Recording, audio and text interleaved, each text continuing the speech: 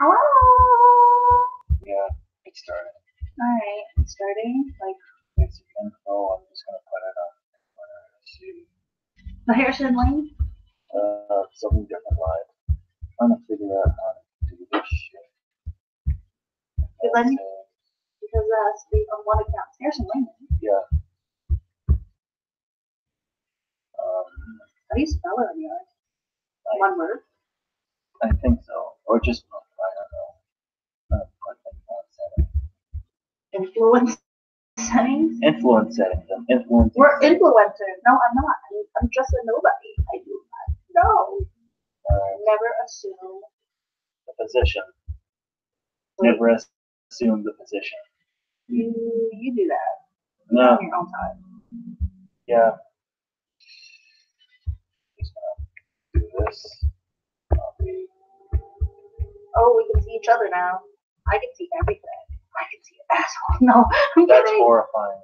That would be really terrifying. I can see your asshole.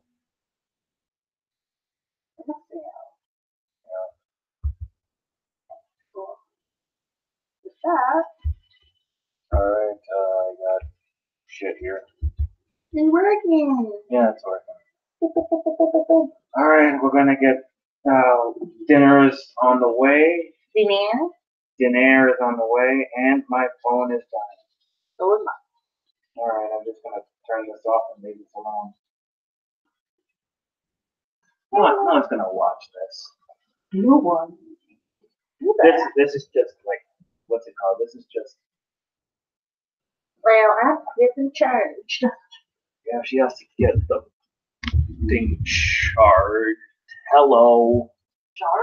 Charred, yeah, charred. Ooh, Futurama. What is Futurama? Yeah. Futurama has about 8 seasons and 4 movies. 4 of them, the first 4 seasons were on Fox. The movies came out afterwards, and they were direct to DVD. And then Comedy Central picked it up for another 4 seasons. Oh yeah, because they did technically get canceled, right? They got canceled, and then because of high demand, they brought it back a little bit. At least, when they brought it back, people actually home. Well, I mean, no, granted, when family died.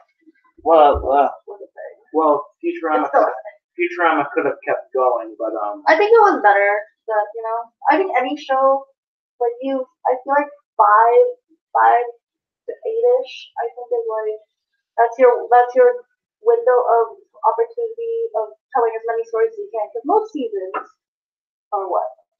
Like a TV season. I think that's is it?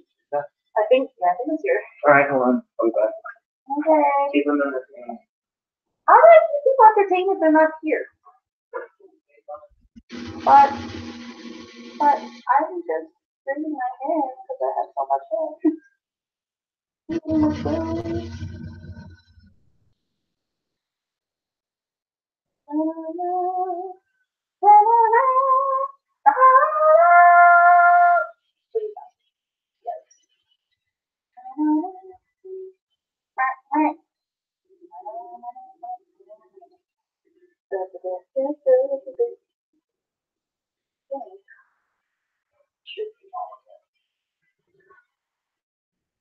I hope you're doing well tonight.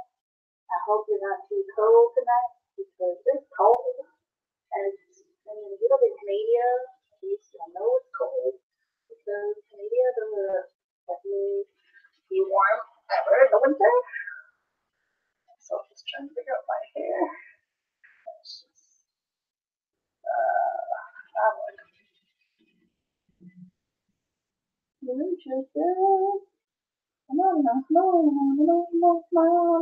Great, not fucking Muppet is stuff tonight.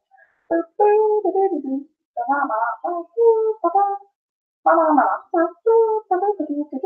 you annoying now? Maybe. Negative 14 people. I don't know how that works, and I don't think life works that way. Alright, here we go. Who is she? Can't believe the app lied to me. They flat out said, okay.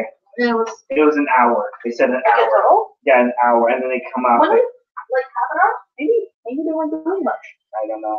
They said they were busy. So what we're talking about in terms of like Not much. I got Muppets stuck in my head for a bit, and then. Like we were talking about like TV shows that like um Oh yeah, we're talking Futurama. Oh no, it was the fact like TV shows should just probably stick to like 5 to 8 seasons in my opinion. yeah, unless they really can do it. That's the thing. Technically anyone can do it. If you have a good enough team, you technically can make it go on forever if you want to. But like, well, I mean, even then, there were seasons of season a lot. But like, when a show's overstayed their welcome. Yeah. You know what I mean? Like, in my opinion, you always have to push for new and better content. Yeah. And you can always bring back old content. I mean, fairy tales do that literally every few years. Oh yeah, but or something like the genre. They'll keep on yeah, you can have like as many seasons as you can, but you have to condense it. Like not go like 25 episodes a season because that's gonna stretch it out a little bit. If anything, yeah, it could be like. I mean, a good number. I mean, Netflix has been doing it for a while, but like 13. 13 episodes a season. Yeah, I think so. Just give like I heard this before. Just give a 13 episode season a 25 episode season budget. Just do that, and you'll be fine. Ooh. Yeah. So this is pretty much like we just decided to do this. Yeah, we came back from Toronto, and then we didn't have to stay overnight. The place we went to later. The place we went to, I think we thought it would take all day, and it only took 2 hours. But yeah, I thought you were doing all 4. No, that's why I had to say that. Okay, 2 sessions. Yeah, 2 sessions. I knew it was gonna take a while, but it was like it was kind of dependent on like how much detail you wanted, right? No, I'm not gonna sure that here's a money. All right, that's cool. I don't wanna. Nope, this is definitely yours. All right. It's chicken. It's chicken. Delicious. Not creepy at all. Yeah. So today. You have a spoon and fork? No, I just need a fork. I just got a spoon just in case. I always need a spoon and fork because that's how both of us roll. Thanks. Yeah.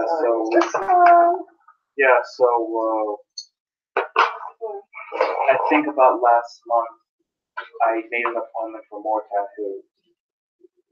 Oh, you mean today? Like the last month to get more tattoos for this. Like we. Oh yeah, when we did it. Yeah, we did about a month. Yes. No, not even a month. Maybe like 3 weeks. Probably 3 weeks. 2, 3 weeks. Probably, but yeah, I just finished. I finished like, my appointment was at 12, and finished in 2.5 hours. So far, it was the most painful. It was most painful. I can feel the pain. Oh man. That was collarbone though. The collarbone, you can see it here. Well, you should probably take those off. You're supposed to take it off 2 hours ago. Yeah, but I want to keep it as a surprise. Yourself? And I did see it. Vlog. Okay. Vlog on myself. But then on myself, I'm like. Yeah, by myself. I do things by myself. I'm aware that you do. Never doubted that about you. So, the person, which I forgot, he did this one first. Oh shit, we don't even know the artist. It was Goldenrod Tattoo. Yeah, Golden Iron. So, location was good right now. So, yeah. No one Chinatown. Yeah. What's another location? What's that? I forgot his name, I'm sorry. Alex? Is it Alex? I think it was Alex. So, I laid down on the, what's it called? The table? The table. Strapped him in! And he did like the last ones I did were the eyes, I think. The eyes at the tattoo convention. Yeah, that was way back in. Yeah, those that did. March? I think so.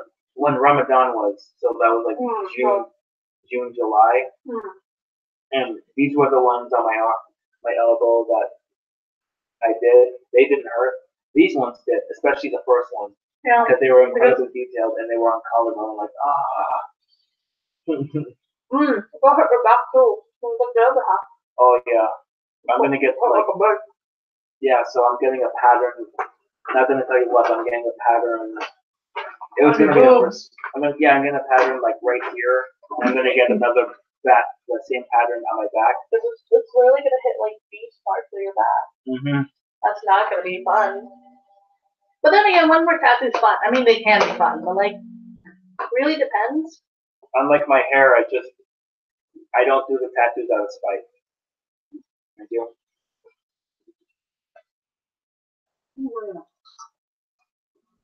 Yeah. I mean, most people don't do it out of spite. Unless you make them, like, you know. Unless they're like really small. Yeah, and I have a small one for the most part. That's the biggest one you've had. Yeah.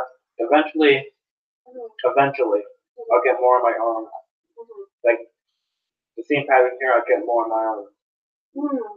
Your own space is fun. You get a detailed space line. I'll look into it. Okay, cool. You want to watch it for anyone? Yeah.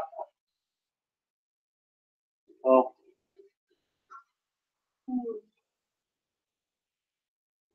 I was supposed to take these off like at 4 p.m.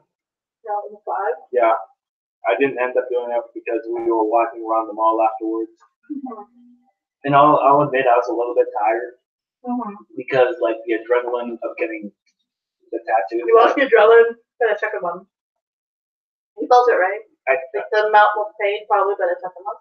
Not like, here's the thing, the pain was more painful in the first one, and then the second one is like, this is going by really quick. Maybe because of your one? Yeah, but I thought it would take the same amount of time. Like the first one took like an hour. The other one took like an hour. It did? When we got out? 3? We got out at like around 3. Yeah. But the first one. The first one took so long to do. The first one felt so long to do. No, it's supposed to take. The second one. Mine just felt like there wasn't as bad. Because you were used to the pain. You knew what was coming. And then, like, when I got out, I was tired. Most people would be. Because it does take energy to do things. Or to deal with pain, essentially. You're willingly going through pain. And I told you this before.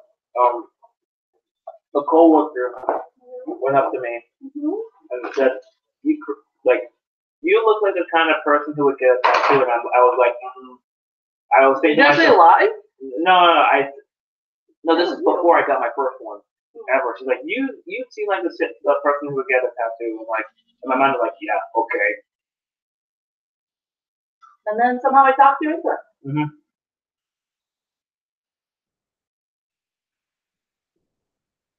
I didn't think I would get more on my chest. You're God. I mean, I knew you would if I knew. It's just one of those funny moments where it's just like, I'm looking at you and I'm like, Dream? No. Transformed. It took me a week to talk to you into actually getting a tattoo. Well, I was talking for you to do it right at Pride last year. Yeah. Alright, so, I don't know if I told this, but we went to the Pride Parade in Toronto in 2017. Yeah. Around 2017. That's the first one we went to. Yeah. So we were going to get matching tattoos, but I chickened out. That's like a joke. No, that's a cool. And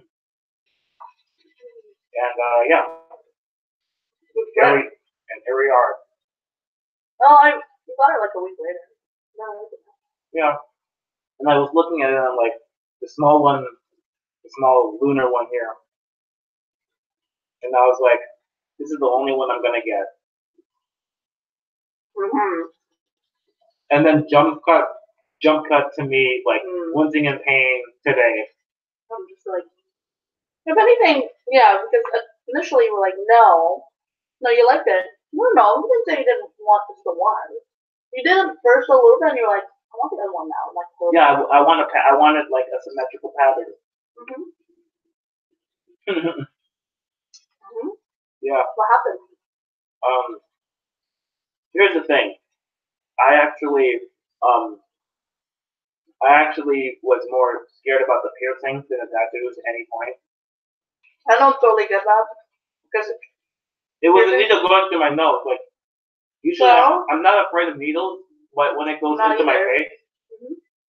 that's when I worry. But we go to train people to do it.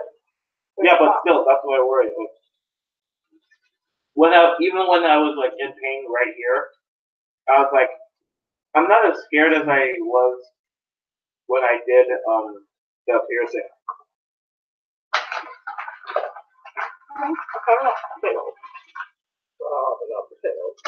And now I'm pretty sure my cousin's gonna be like, holy shit. Like because my cousins haven't seen me in a couple of years. Your young ones? Yeah. Your little nephews? Yeah. Those are my fries.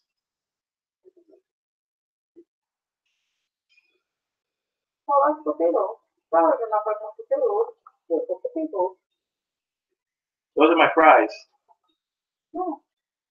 They're nice. They're welcome. Fuck you, I paid for these. And I thank you for that, to be able to be fed. Oh yeah, talk about, because it is near the end of the year, a lot of people are releasing like their Spotify, like what they were playing this year. I don't have Spotify. I have Spotify, so bitch. So, I mean, you have New Year's resolutions. I am probably going to be involved. Involved? Yeah, because you actually said you wanted to know how to cook that. Oh yeah. Yeah, I can cook you. Yeah, so for New Year's resolution thing, I'm just gonna do the same. One of the New Year's resolutions is the same thing I'm gonna do I did a couple of years ago, which was no junk food for about a year. No junk food, like no pizza. But I haven't eaten any pizza in like a while. Like no Pop Tarts, no donuts. Because I don't eat pizza with you. I don't I'm not eat, one of those people. I just don't eat pizza in general anymore.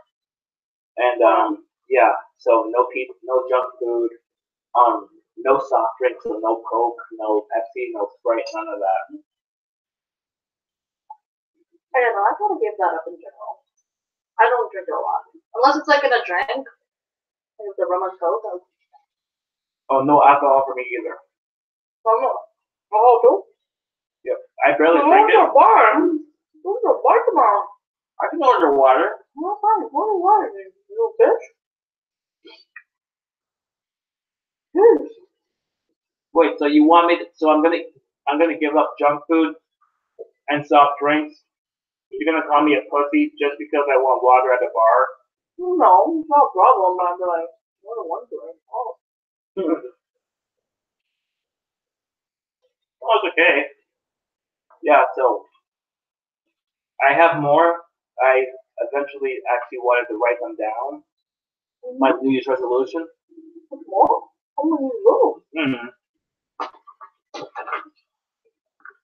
When I do all of them, you're gonna do all the resolutions. Yeah, so the ongoing one, like since November, like last month, no junk food, no soft drinks. So it's just gonna be strictly water, milk, juice, and hot chocolate. Not even coffee. No coffee. You never really drank coffee anyway. Yeah. You did when you were younger, but not now. Then I stopped because it didn't affect me as much. That's usually what happens. Yeah. That's called addiction and tolerance.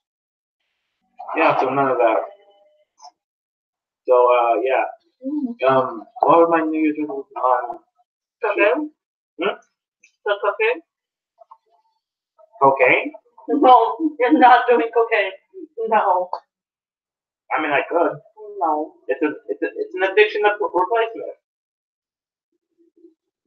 I thought we were straight edge here. No, not really. I said See the her. last few months, the people I've met, like you'd think they were like, I guess like very more tame, and then you find out later, oh, I was having some shitty coke a few years ago, and I'm like, what the fuck? Yeah, shitty Coke. You know, Coke Zero. No, that was actual coke, but that was years ago. Back on them out. It was just one of those like, really. You surprise me sometimes. So yeah. Shoot, I had a couple of more New Year's resolutions. Oh, you did? What's some big ones? I don't know. Dude. You're gonna meet new people. Oh yeah, sure. We've been doing that for years now, though. Yeah, For years. You gonna amp that up a little more? sure. How you gonna do that? He's like, oh shit, I don't Masturbation. want kids. You know, meet new people, yeah, you can do that. Always nice one. What kid? No. You want to meet new people. I'm not gonna get anyone pregnant. I refuse. Because I don't want the president to give a legitimate excuse to block off Canada from the U.S. Oh. It's like, oh my god, he actually breeded with somebody. Everybody locked the walls. No. Forget about the U.S. Senate and the political climate. This man breeded.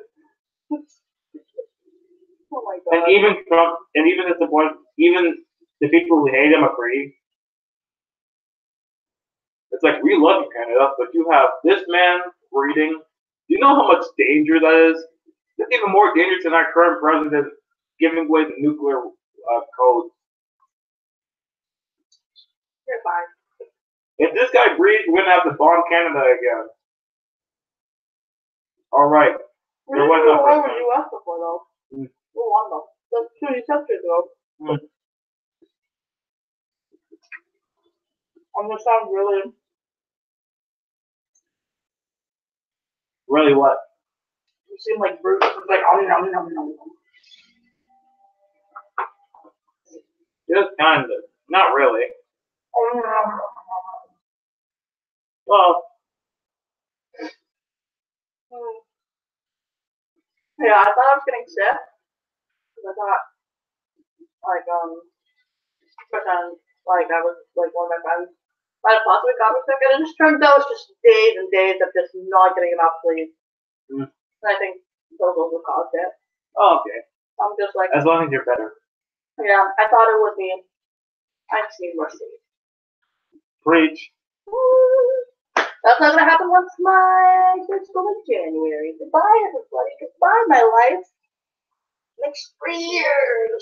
When my parents found out, because I swear I told them, I was like, the program that I'm getting into, I couldn't get into the 1 year. It's 3. So, and then when my mom looked, she's like, oh shit, seriously? I was like, yeah. I wasn't qualified for the 1 year. I will have a fucking advanced diploma. Hey, don't swear at this fucking channel. I'm sorry. You're getting your fucking diploma soon. So it's fucking 2019. So I'll get a 22. What? No, yeah. No, yeah. I was hoping to do this with you on New Year's, but you're not gonna be here. No, I'm actually in Canada. Remember? I told you earlier. Yeah, but you're gonna be leaving on January 1st. No, I don't start school right away. I start the week after. You said January 1st. No, where am I leaving? Huh? What do you mean, where am I leaving? You said January 1st you were leaving. No, that was Christmas. And they canceled that, remember? Oh, I got mixed up with school. Yeah, school even for me doesn't start till the 7th, I think. Alright. Although, I don't know if I would even leave on the 1st. Because my parents would like me at, like the family being at home for New Year's because it's believed to be where your starting point is. So you come home and then all the good luck. Like we set up our home and like certain things to like the good luck to go through for the next year. I think it's similar to like Chinese culture in some ways, like the way we celebrate New Year's. But yeah. I used to just go to my friend's up until like last year. I used to just go to my friend's house and hang out and play video games and watch movies. Then we see the ball drop. Now we see the balls drop. We see the balls drop, and then it's New Year's. No, my family is together. Now he moved, so I'm stuck here. Not stuck here, but you know, it's different. Because I've been going to his house. You were supposed to have a house this year. Huh? You were supposed to visit him this year at some point, did you? I didn't know how to get there, and he was busy. Mm-hmm. So yeah, Oh, what's up? You have to get someone to drive you there. It's not close. I know that. He told me. Well, yeah. He lives near Solomon, by the way. Mm. What the hell is it? Why do you live in Germany again? His dad got a job there, and they moved. So random. Not really. The location's random. Like, what does his dad do anyway? I forgot, but I don't remember. But if it's to support his family, I understand. And like when he moved to Brampton, he moved into 3 houses. I feel like I only have to do that once. Yeah. Windsor, I moved 3. So I moved to Windsor near downtown. Like I was on the edge back in '99. I was in a townhouse for about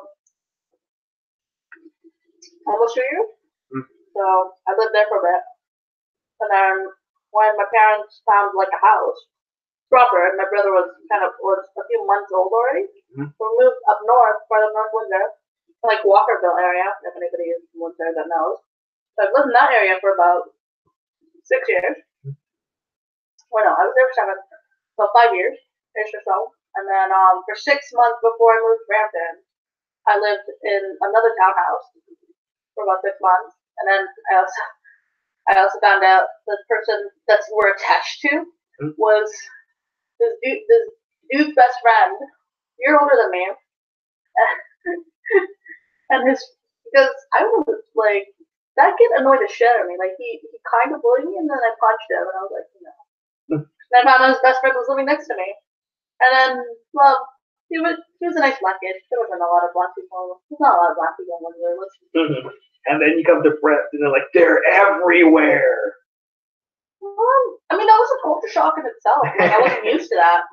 Like brown people too. Like I didn't mean like someone from. Did you gawk at them? Oh, a black person, a brown person. Look, we have just like it's in the encyclopedia. Oh my god, I'm done. We do. I did like the classmates that I had that were like black in my grade. Mm-hmm. They were fraternal twins. That's cool. Yeah, so I had some exposure. Like, but like you live in Windsor, you know it's not very nude exposure. No. It's Oh yeah. It's very like white Canadian. You know, there's centuries of like people that have lived there. Like my best friend, I think she's like I don't know how many generations, like the family generations, she's been there for a whole while. Mm. So if anyone asked her, she'll just be like Canadian. Like, so what's your ethnicity before the whole Canadian thing? It's just like, I actually don't know. To this day, I don't really know. I'm just like, she's just white. She's just white Canadian. I've been living here in this house since 1998. So, well, yeah, you lived in an apartment for about a year then, essentially, before you got here. No, I lived in an apartment. I don't remember, but I remember like my parents told me like before the apartment we lived in the house. I don't remember it. I remember the apartment. We lived there for about 4 years. Then we moved out, and then we ended up here. And I ended up here. And the first movie, I remember the first movie I ever saw in this house was Pleasantville. Well, that's actually a pretty cool way to start. I watched Pleasantville maybe about 2 years into the house I lived in. About 2 years in maybe. So because Pleasantville came out in like '98. Yeah, that's a long time ago. And I really even when I was 7, I saw the trailer on pay-per-view. I'm like, I want to watch this movie. I want to see what. It's a good movie though. Yeah, this is before Tobey Maguire became Spider-Man. Yeah, I mean to be fair though, that generation of people that became like adult actors, I mean, Leo DiCaprio and Maguire are friends, right? Mm-hmm. Like, they were acting together at that point. And then they ended up in The Great Gatsby. Oh yeah, they're both together. Mm. I haven't seen it yet, but I know Baz Luhrmann. So Style over substance, yeah. For the most part. It looks really great, but it's lacking in story. Yeah, because like Gatsby, like if you've read the book, it's a classic. I mean, if I'm gonna spoil it, I mean, essentially, well, you know the story too, right? Have you read the book? No. Okay. So essentially, it's about it's the perspective of Tobey Maguire's character, Nick, and essentially he moves to the west end of I think New York or New Jersey, like they're in that area, and essentially he comes across Gatsby, and when they find out like his house, and then his cousin Daisy, because he moved there next to like Daisy, like his cousin Nick, like the character. Mm-hmm. And then like when you read through the story, you're not gonna like anybody. Like everybody is some form of asshole. Oh my god. There. Okay. Like the characters weren't meant to be liked, but you do understand that like humans are complicated and that like it's very all of them have flaws, mm-hmm. but they're interesting. But like the characters are made like even Nick. Like you're gonna be like you read it through his perspective and you're just like Nick, you're not a great person. Oh, it's one of those books. No. So it's like so what you're describing is darkness-induced audience apathy. Kind of, but like you know what that is, right? You can tell me. Like darkness-induced audience apathy is like this trope where there's this it's like a dark situation that has no like end in terms of like the darkness. It's just dark for being dark, and the characters are just assholes that you don't really care about them anymore. No, you care about these characters. You definitely will feel bad. Like for example, like Daisy, she ends up marrying a man that she does not love, and essentially she has a daughter as well. And one of like the iconic lines that Daisy says, which I'm re-quoting because I don't remember it off the top of my head. It's like, I hope my daughter becomes.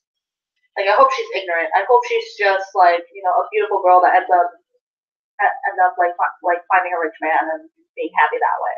Mm-hmm. Like, she hopes that happens for her daughter. Like, you want the best for her. And, Daisy was a rich girl and she just ended up marrying rich guys to be able to, have money. Mm-hmm. That's just circumstance. Also, remember, this is also just before World War II. So this is a century. This is a decade before. This is 1920s. And because Gatsby, the reason he specifically moved there is because he's still vying for Daisy's love. Because before he left for the war, yeah, he met Daisy and then, whatever. And then when he found out she got married already, he's trying to impress her. And like, Gatsby his character is very optimistic. Because it's like he's still hoping, he's still reaching for her. They use like a metaphor, or it's like a green light? Yeah, green, I want to say? Like emerald color? Where it's like you see in the distance, it's hoping that Daisy would see like his house. Alright.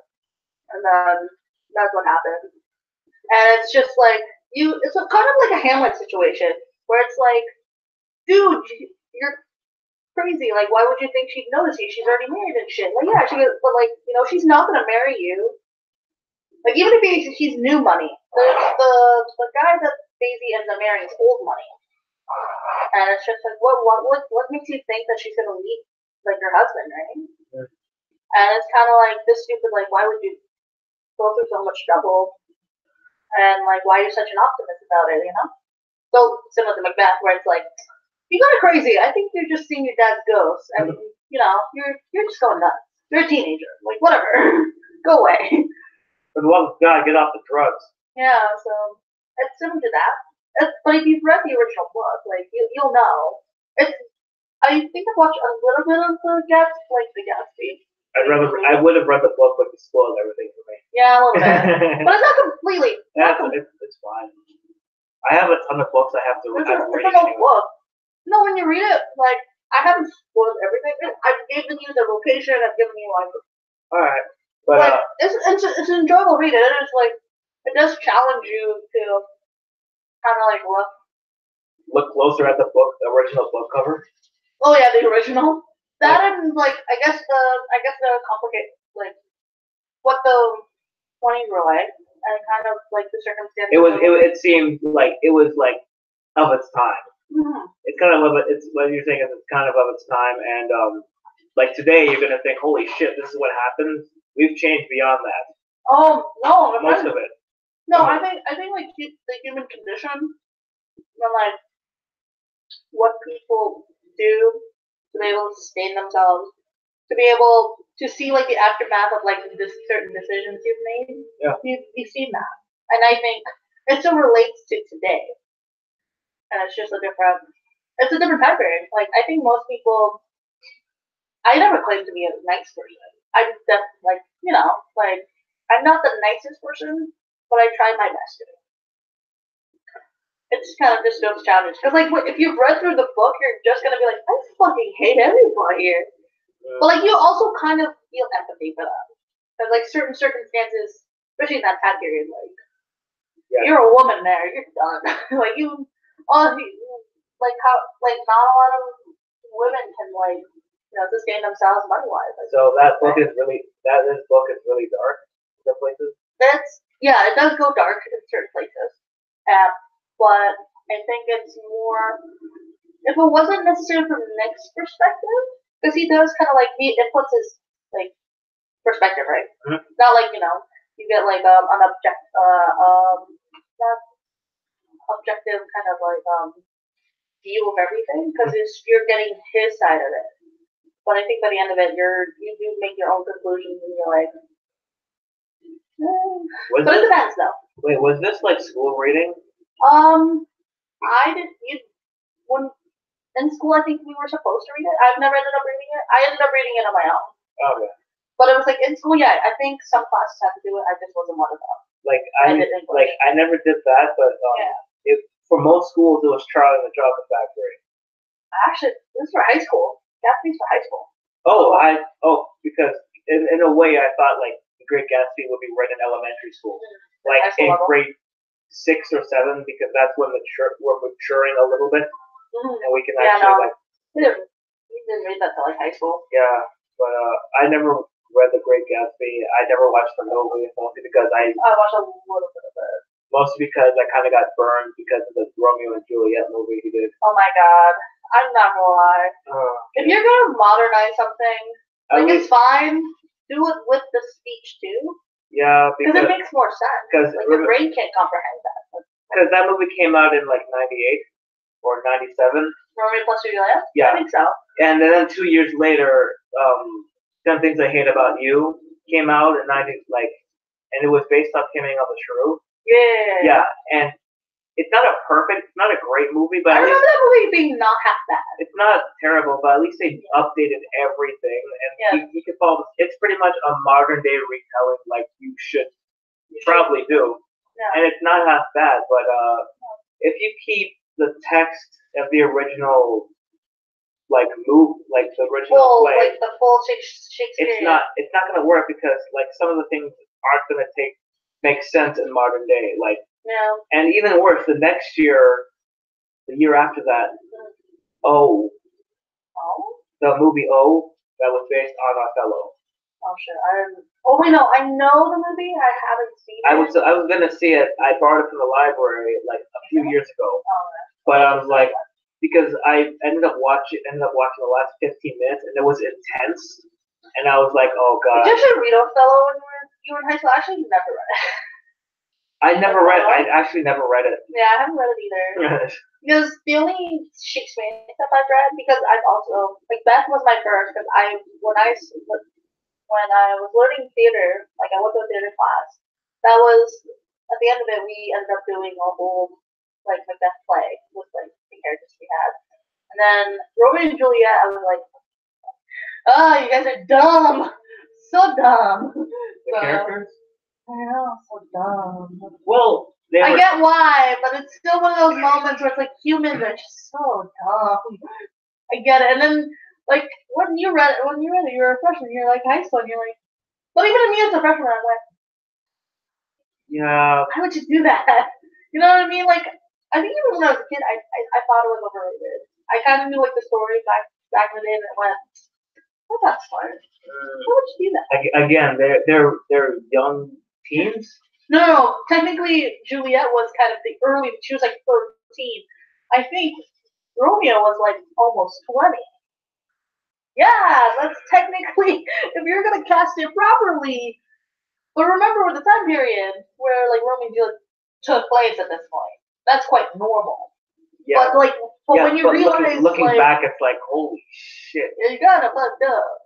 Like, so what you're saying is he's gonna be still in elementary school and she's in college. Hmm? He's gonna be like, yeah, he's in college. No, he'd be older. No. Who are you talking? Who's 13? 13 is Juliet. Juliet would Yeah, be in elementary school, and Yeah.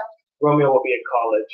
Yeah, he might be almost college. I mean, yeah, I think 13. It's between 17 and 20. I'm not 100% sure. Within that age range. Like, It's oh still quite. God. It's still quite like, oh, that's kind of jarring. Also, like, the whole age thing. Now Terry's like 16, and then we're all looking awkwardly at each other. We're like, no. You're gonna turn 18 soon. You know what that means? Yeah, like, no, don't do that. And then Hamlet, I like Hamlet. I think he's just insane.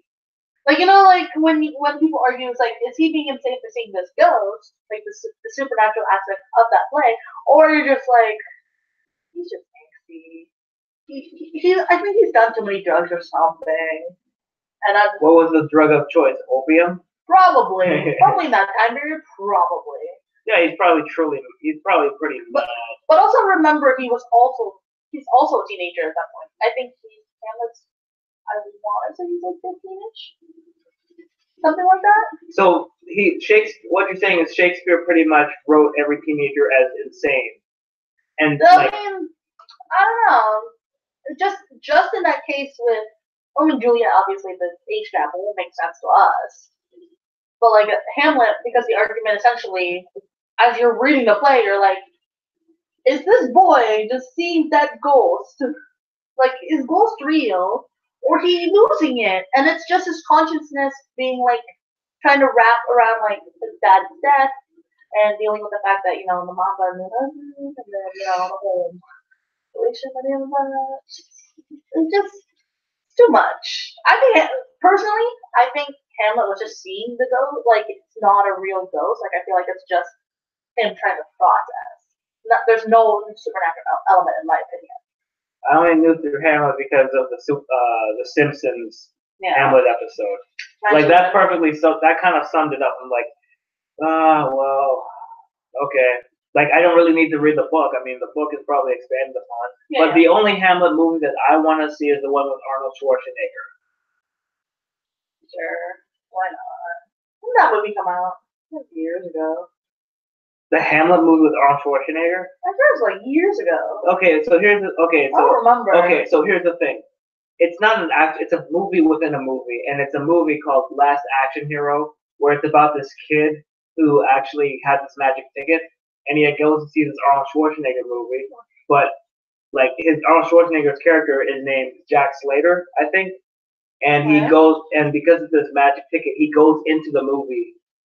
And he gets to meet like Arnold Schwarzenegger's character. Okay. And before this all happens, the kid is at school. He's sitting in class and he's watching Hamlet.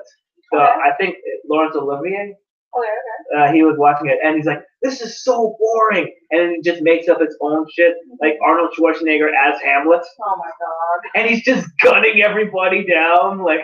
I mean, to be fair, I think if Hamlet was maybe a little smarter, and maybe in that century, he probably just steady your hand, kind sir. My fair sir. Who says I'm fair? And he shoots him with an Uzi.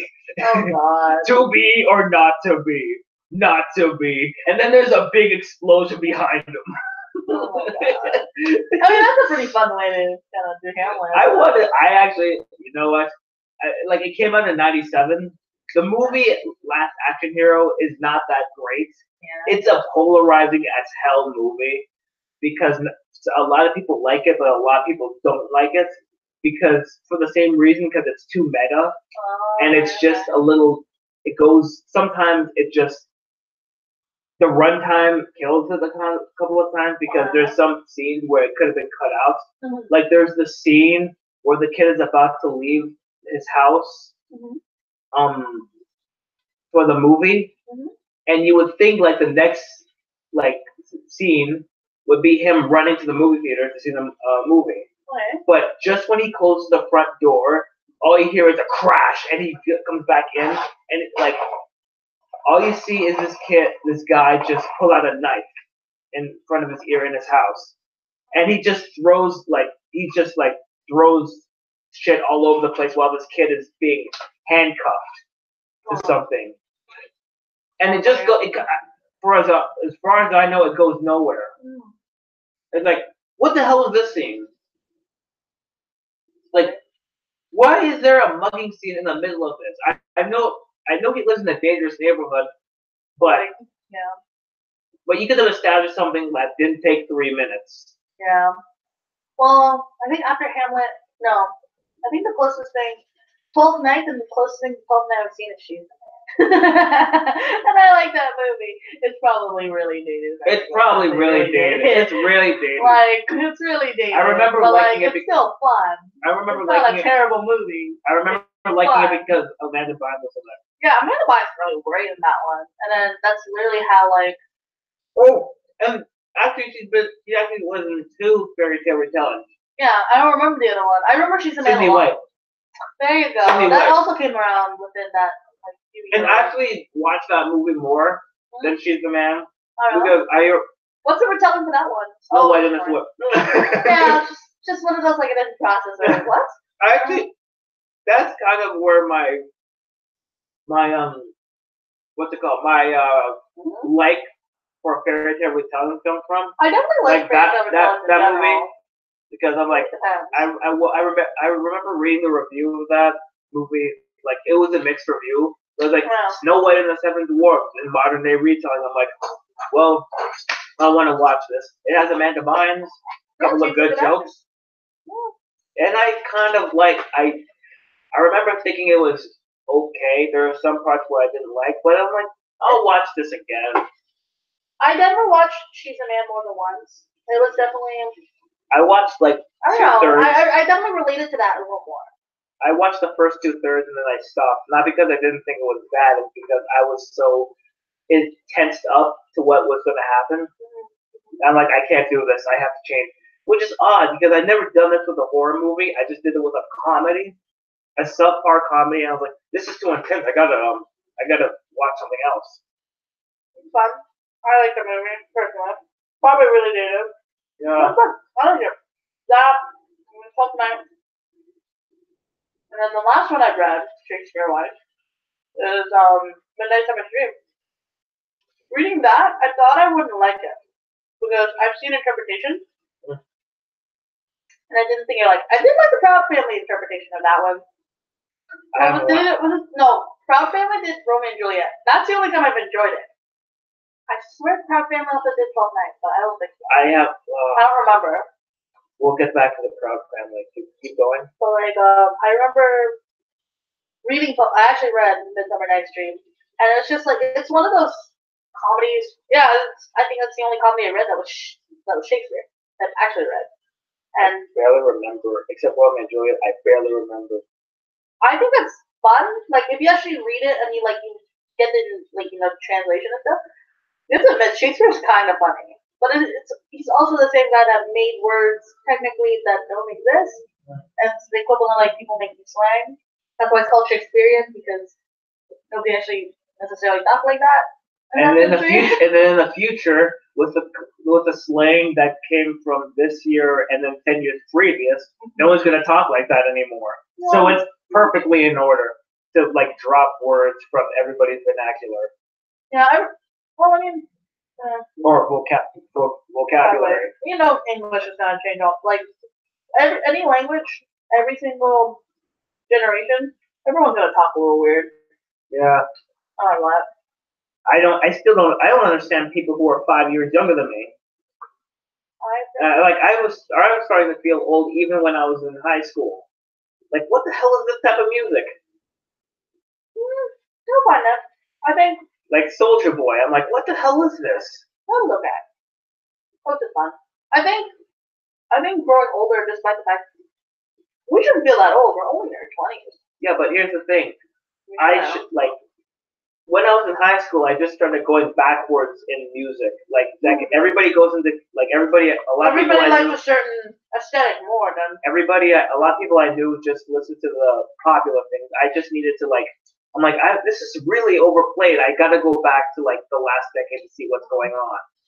So that's how a few years later I ended up buying several Led Zeppelin albums. Maybe it's Japan. I think I've been all over the place. Damn. Although for me, that growing up in the 2000s, I think I stayed with the 2000s. I never looked back. I think I do like the aesthetic of like countries past, but also kind of don't forget why certain aesthetics stayed there. Because like let's say like if I really like vintage, like more like 50s, 60s wear, and then when you kind of realize you really don't want to be there as a people of color, as a woman, probably wouldn't want to live there. Like realistically, send me back so when society's fixed. Yeah, like yeah, you can like the aesthetic, but just remember there's a reason why sometimes you don't get into it. It's because that time, certain circumstances happen. Like I remember learning 1960s, and I love history, so I took this class in Seneca, and then like kind of like they were looking through history. And this shit I already knew. Like this whole decade I already kind of had a clue. But then it was like I had to ask my professor, and I was like, where were Asian people? And then like, the whole class just like yeah, they all looked at me. All you hear is a somebody drop a fork. Yeah, it's true because like when we were learning American history, like certain things that were happening in the 60s, but more towards the states.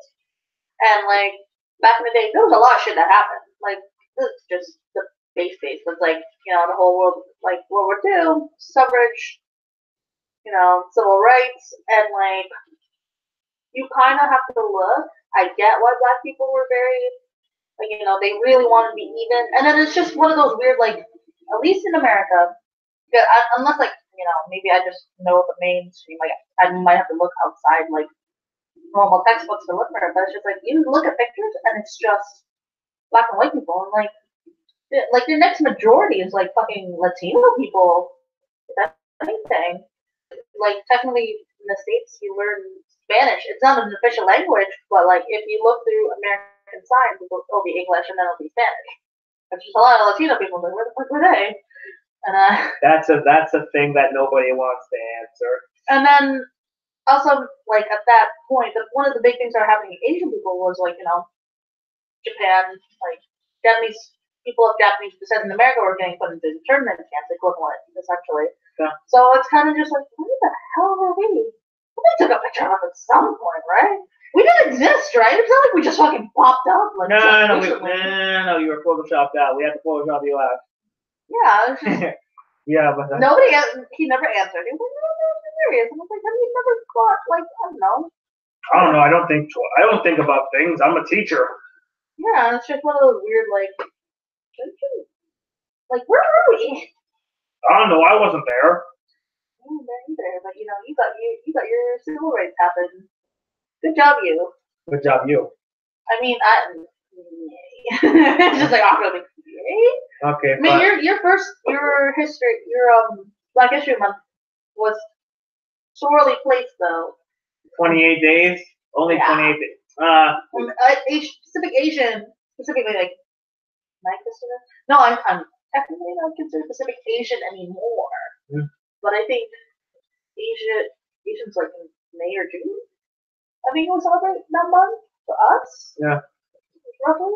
It's just like I can't blame you because I'm pretty sure there were probably like Asian like slaves and like Latino slaves. I'm not gonna lie, white people wanted to do this to us. We were nice and this was screwed us over. It's just like you lose your last names, you've lost your culture.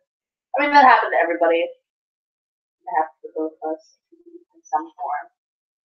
Rage. I mean, it could happen to you. And technically, history in so many ways is repeating itself. Yeah. Nobody's learning. We can. Well, we can't learn. Oh, I'm not sure. We will learn. It does take a while. and some extreme circumstances for it to happen. Yeah. You're shit. I can feel like, well, I mean, we're living through it right now. Like, our generation is that generation that wants change. Like, we are the generation that are, I guess, we question. We're both the very cynical generation, and the generation that's kind of like pushed through a lot of like like change. Like the civil rights is essentially happening again. It's just a different form. Like social change is happening. We're the generation. Yeah, and a lot of people are giving us shit. But it's like, well, what do you change? It's like because we want to be better people. We want our children to live in better circumstances. That's not very hard to ask, is it? Right? But the millennials still get shit. Although when I found out I was part of that, I was like, damn. I remember when you and a friend told me that, I was like, oh, I'm a millennial. Yeah, you technically are. I was shocked. I'm like, no, I have to go to coffee shops to get more coffee. Never really liked coffee anyway. Actually, you I lived through the You first used to. 10. I lived through the first 10 years of the 2000s, and all I got was this lousy sweater. Yeah. But we are essentially. I feel like the last century, the shit that's happening is happening, but at an accelerated rate. Because, especially in the country we live in now, it's young, but it's also like we have a lot of different types of people, and we have to learn to all live together. I mean, technically, like if we can't live back in the day, apparently I don't exist, and you just get going back to the bus. You take that for granted. Back in the bus is nice. But I'm just saying, there should be more options. It shouldn't always be the back. Yeah. There's fun on the bus, though. Occasionally. So, it's just one of those things. I didn't think we'd actually go into political things or like social climate here, but here we are. Well, I mean, it's not a very hard thing to talk about. I mean, we kind of have to. We kind of have to be more aware now because it's like we're changing with the time. Yeah. But like we know our like people that are in power though are so not reflected on who we are now, and that kind of sucks. Like let's just take this example, like even just Brampton when they elected Patrick Brown, you're just like, are you fucking serious? Now we have a fucking target on our back for the next 4 years. Do you know why? No. Because essentially Patrick Brown and like is it Doug Ford? Mm-hmm. The current premier, they used to be friends, and then they had a falling out, and then Doug ended up like kind of canceling his riding, like his area, like not canceled, but like got rid of it. So hence the reason Patrick Brown ran to Brampton so that he could still be in power in some form. And it's just like the thing is, the dude doesn't live in Brampton. He has property fucking Mississauga. Why would you? Why did he get elected? He doesn't even care. He just wanted to be in power. And it's hilarious because my mom was like, "Oh, I voted for Patrick Brown." I was like, "You don't? Why would you do that? You know he doesn't even fucking live here. He lives in, like his property in Mississauga. Exactly.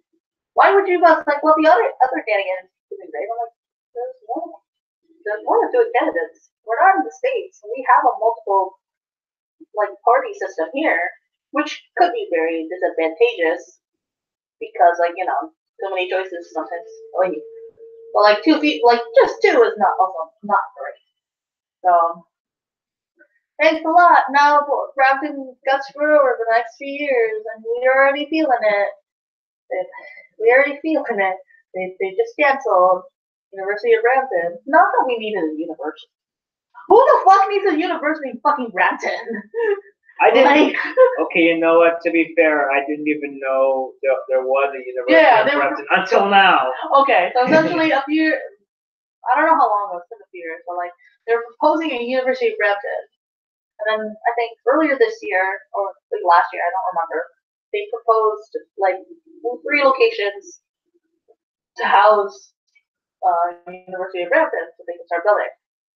they picked it. I think it's around Ontario or something like that. So, downtown within that area. And then we heard it got canceled.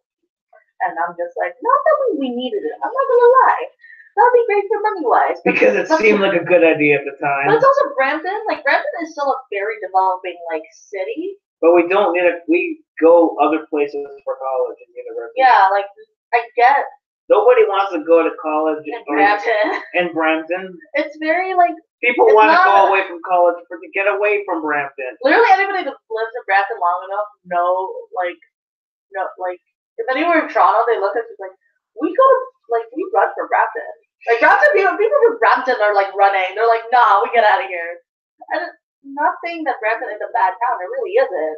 We like it. We like it here. It's the way that they set up the city that might have screwed us over. Because it used to be I think our area is much newer, right, in comparison to downtown, right?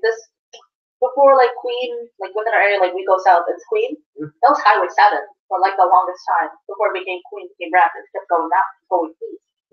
So I'm kind of just certain patches of it, it's just industrial. Yeah, they're working their way to make residential for more people because it's still developing. But it's just where they put certain things is not great, and you're kind of just why? Yeah. So Chrysler is still being built. Farley probably makes the money here too. The money or two. The money coming into the city is through Chrysler, because Windsor's almost the same.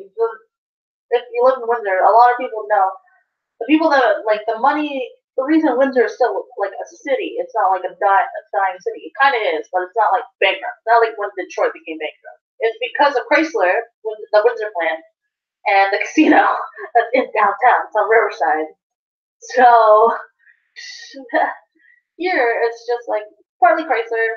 I mean, the fact that outside of this we can get to Toronto relatively easy, we can Etobicoke really quickly, get to Mississauga. It's great. Kind of just plan the city better. And also what is it? They were trying to get a streetcar line from downtown Toronto. Downtown Brampton. So I guess the Square One area, the ORT. How that go? Yeah. I didn't even know I they think were that was doing. a great idea. I didn't even know about it until now. That's how out of the loop. But yeah, that got rejected. I think they're still trying to make it happen, and it's kind of just But don't we have bus? Wait, Square One. Don't we have buses? Yeah, but they want a fucking streetcar. One streetcar that goes. One streetcar. Well, no, it's probably on the other side. But you know what Brampton roads look like within Ontario when you start hitting downtown. You're like, yeah, that's not happening. Don't get the much. That's not happening. It wasn't. Yeah, because I think even people now are just I don't. There wouldn't be enough ridership, and I definitely agree with that. I don't think there's enough people who wouldn't want that. Because Brampton, Mississauga, a lot of, and most they have to solve the problem with the fact that it's just there's a lot of people in Brampton, but nobody works in Brampton. You would be lucky to live and work in Brampton. Most people I know that if they had to work, they go to Mississauga, go to Vaughan, they go to Etobicoke, they go straight into downtown Toronto. Depending on the industry as well. If I had to get into the industry, I will end up in Toronto. There's no C here. But if you just wanted a job, it's really hard to get a job. I've gotten lucky. I've had a few jobs and I've been able to stay within Brampton, but for the most part, I've had to leave Brampton to be able to get money. That's kind of messed up. Why would you? We were we like Brampton, but nobody. There's no jobs here. We always have to go far away. We get called Brown Town. It's yeah. Even brown people don't even like themselves or each other. And I'm I feel that's any race though. Themselves, oh, I've never dated Filipino. True though, not do that. Personally, I was well, not dating Filipino. Mostly after the first one. I don't know. It's one of those towns where I did get culture shock. I moved to within the Ville at least, there's a lot more black people. DeVille's our high school, our old high school. Yeah, the was very. That was a culture shock. I was here initially. And I was like, oh, I get it now. Yeah. So there's that. Black and brown people. Working together. Yeah, I mean that was the majority of them. There's a lot more Filipino people here. But like initially coming to Canada, it was already like a Filipino scene. There's a lot of Filipino people, so that's not a. So coming to Canada wasn't as hard. The transition wasn't as bad. Or jarring. Like a friend of like a friend of mine or our friend of ours who moved, like I said before, Where he came from, the only black person was apparently a myth. Yeah, this person was a myth. He wasn't. Don't you understand? Stop going into our record. Don't you understand? The only black person in town is a myth. Oh my god, turns out it was his next door neighbor. What about the black person I saw in the daylight? He was a white person in blackface. Oh, I should not have went there. Oh, I should not have said it out loud. I should have said there was that we spiked the water. We drank the water. Oh no. Yeah. So I mean, at least within this generation, just be a little more aware and just be, you don't have to be super politically active. At least just be aware. Like you don't have to be those people that have to walk the street if you don't want to. It's fine. It's not, I don't need to take a bullet for a cause that might get me killed. I mean, it's not an extreme. I don't want to take a bullet in general. I like being alive and well. And bullets away from me and the people I love. Yeah. Although I'm not gonna lie though, there has been more violence in Brampton, and it's gun violence. Finally, we're being noticed. Oh god, we're becoming really ghetto. Oh. Brampton is so ghetto sometimes. Like I can't even. That's why I'm kind of afraid to go to downtown Brampton. Oh, it's fine there. It's not a big deal. I think it's funny though, because the last few news articles like the cycle, when I hear it, it's just like somebody got shot here, somebody shot you. I was like, where are people getting these guns? From Toronto. Well, there was. Oh no, Lilo was there though. There was a gunfight that almost happened in Yorkdale. I think it was kind of close to where Lilo was working at that point. Mm. She was getting trained in Yorkdale. She was like, "Wow, this is a bad day to show up to training." I quit the wrong day to quit sniffing glue. Oh man! Apparently, two people were fighting, and then they kind of escalated. Yada yada. Turns out they were fighting over My Little Pony dolls. I really hope that's not the reason you fucking pull out a gun in a fucking crowded ass mall. Give me the fucking Princess Luna plushie or I'll kill your ass. I really hope that's not the reason. Let's not be the reason. That's the last one. It's for my baby. I'm gonna shoot your ass. Oh my god, please don't. don't do it. It's fine. Everything's fine. Everything's fine, and then they put a gun to the camera, to the newscaster. We're here live with the gunman of the shooting. Now tell us, how do you feel? I want my fucking Luna plushie. Oh god. There you have it. A man who has just shot my cameraman. Oh no! We go live to your... Wait, why would he still be talking if the cameraman's gone? Shut the cameraman. That's the question. If he shot him No, just the moment he said that I want that Luna doll, he shot the cameraman and walked off. Oh god. Not fatally. The cameraman's fine. He just shot in the shoulder. Getting shot anywhere is not fun. It's not. It's just not from experience. But I think the fact that we go through pain in many forms, and you specifically today, I think we have a clue to be like, no, I'm good. No, I'm good. I don't really want to. The only pain I'm probably gonna feel is more on the back tattoo and more on the ass. Wait, you have a tattoo on your ass? No. Okay. You should though. It's literally probably the fattest part of your body, but then you should it. It wouldn't hurt at all. I should probably get out of my stomach then. You don't have a stomach. You're probably skinny as fuck. I don't look. I'm not. Oh, she kept hitting me in the stomach, and I'm like, oh, please resume the tattooing. Feels nice. Yeah, I think at that point because he sensed that you were hurting the second time, and that's why he stopped. He was like, for a minute, he was like, okay, His thing, I wanted him to keep going. I the needed him to keep going. man also probably needed a break. He fucking the like carpal tunnel, is a real issue for artists.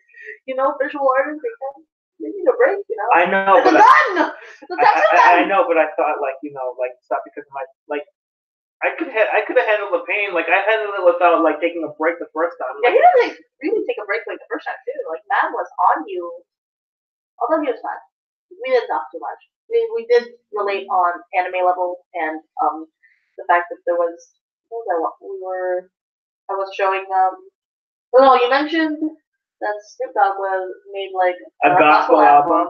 and then I was like, oh, I remember this thing. There was a gospel group that sang fucking Angel, what's it called? Angel Species? Evangelion? They did a cover of the opening theme for Evangelion, and I was just like, and it's gospel, by the way. Yes, full Japanese, and most Japanese songs you can learn off the top of your head after a while, but it's really good. Yeah. I liked it. I enjoyed it.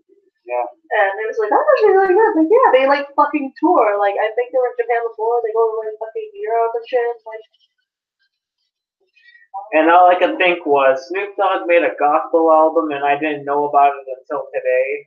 I like that only today you found out. I found out that today.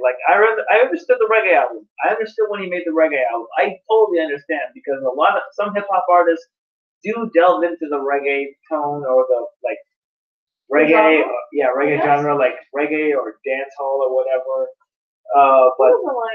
But gospel came out of nowhere. All the more to be relevant, I know, but hell, I even understood when he actually does that show with Martha Stewart. I totally got that. I like how the album became that's too much. It's like I like how that's too much for you. No, because it's kind of out of nowhere. It's like, okay, he's a hip hop artist. Okay, he made a reggae album. Okay, he made a cooking show with Martha Stewart. Okay. I totally get that a little bit more than the reggae album, and I even get the reggae album. The gospel album, if you look at his discography, it's going to be a little bit jarring. To be fair though, any band sometimes they go to a direction you don't expect it. So. Oh yeah, I understand that, but it does throw you off sometimes. But I feel like once you listen, this came out of nowhere. I don't know. Maybe you wanted. That's like if Radiohead released Kid A, which is an experimental electronic album, and the next album was a rap album. A gangster rap album. Why not? Radiohead as a gangster rap album. Tom York could probably do the rap. He wouldn't be able to rap, but not that much. But he'd probably be a piss take rap, like in the song The Bends. Maybe. I don't know. When you're an artist, I think you always have to push. You have to grow and push. Yeah, that's why I like Radiohead because they always change their sound. Most of the time, it's good. Most of the time, not everybody can win. Sometimes it can be terrible. Sometimes it can be awful. The king of limbs. I don't know. The king of limbs. Okay, fine, whatever. Apparently I'm going something else. I don't know why. I think Snoop Dogg has a great gospel album. What did you say, Donald? Minnie? The voice is gone. It's just, gone. I think. Snoop Dogg, I would love to make another record with you. Well, I like to do that, Mickey Mouse, but I actually have the collaboration with your boy Goofy here. Goofy. Although this room is Goofy. I'm gonna call this. He's gonna call me Goofy Doggy Dog. Oh God. Do you remember the Goofy movie, the first and the second one? I remember what I remember the second one more. I think that's the one I watched first. I actually watched the second one. Yeah. Mostly because it was recent, but the only problem was you knew what era it came out of. Yeah. The X Games era, like the extreme skateboarding era. Yeah, it came out. Yeah. I didn't like that. Oh, I didn't like the throw in of X Games at that point. Yeah. I like when Goofy had to go to college with his son. I liked that angle. Yeah, he went with. I think that was really endearing. And his emotional scenes actually hold up a little bit more than the X Games thing. Yeah. But we, like I said, we knew what decade that was coming from. Like even the first one had like some expertise in terms of like what era it came from, but an extreme goofy movie. Yeah, you can even see the title. It's called an extreme goofy movie. Couldn't have just named it another goofy movie, but it's an extreme goofy movie. You know, whatever. Decades are just weird. Like you remember the 80s and 90s when women had those blazers and had for some really weird ass reason like poops, little poops on the shoulder part. It's funny because I was actually tweeting. Somebody tweeted they wanted like a spiky foam on like a leather jacket, and I tweeted back and I was like, do you remember that era of like those 80s and 90s that have like fucking padding for some weird ass reason that was just there? Maybe we should have had that. It's like imagine if it was like your design, but like in the 80s and 90s, like what would have happened at that point? Well, Life would be wild. Well, here's the thing. We have like pictures like in real time and online. Like online, it's gonna be probably there forever. Like it's a time capsule. And people are going to look at this and go, what are they wearing? I mean, yeah, like a decade from now, you're going to be like, why? That's why I wear all black most of the time, because that's not going to go out of style. Well, it depends on what kind of stuff you have. It could go out of style. Okay. It become dated. Like me. You were always dated. What? What are you saying? I should live somewhere where it's 2 decades behind. I don't think you want that. Because of what race you are. You mean the 90s? I mean, I feel like just move forward. Because civil rights is getting better. Although, the weird thing about it, I think it's just the fact, like, it's getting better, but racism is becoming sneakier. It's not as blatant in the first place. You know? Not hitting you over the head with it. That's good. I think, yeah. That's just my opinion, though. It's definitely, like, do you remember what it was like experiencing racism for the first time? The weird part, though, for me growing up, it wasn't necessarily, no. In my first school, yeah, I dealt with racism a little bit. But I think growing up mostly, at least in Windsor, it wasn't my race that made most of the bullying. It was just what I looked like. Which, yeah, I kind of correlated back to like, the stereotypes of like an Asian person. Same here. But like, Same here. I think anybody of person of color, even up to now, will deal with racism in some form. And it's like, it was more like bullying for my look, like how I looked. I got bullied for mostly when I grew. Because I was very tall at that point. And then, realistically, in North America, I'm just a girl of average height. But within an Asian standard, you're just like, a fucking freak of nature. And I'm like, Have you tried trying out for the WNBA? I'm not even of that height. I think their standard is like 5'9", 5'10", or something. Yeah. I'm only 5. First of all, I also got my first injury from fucking basketball, and like. Wait, you fucked a basketball? Oh. You probably did when I was looking. Yeah. Spalding was nice. Your shit.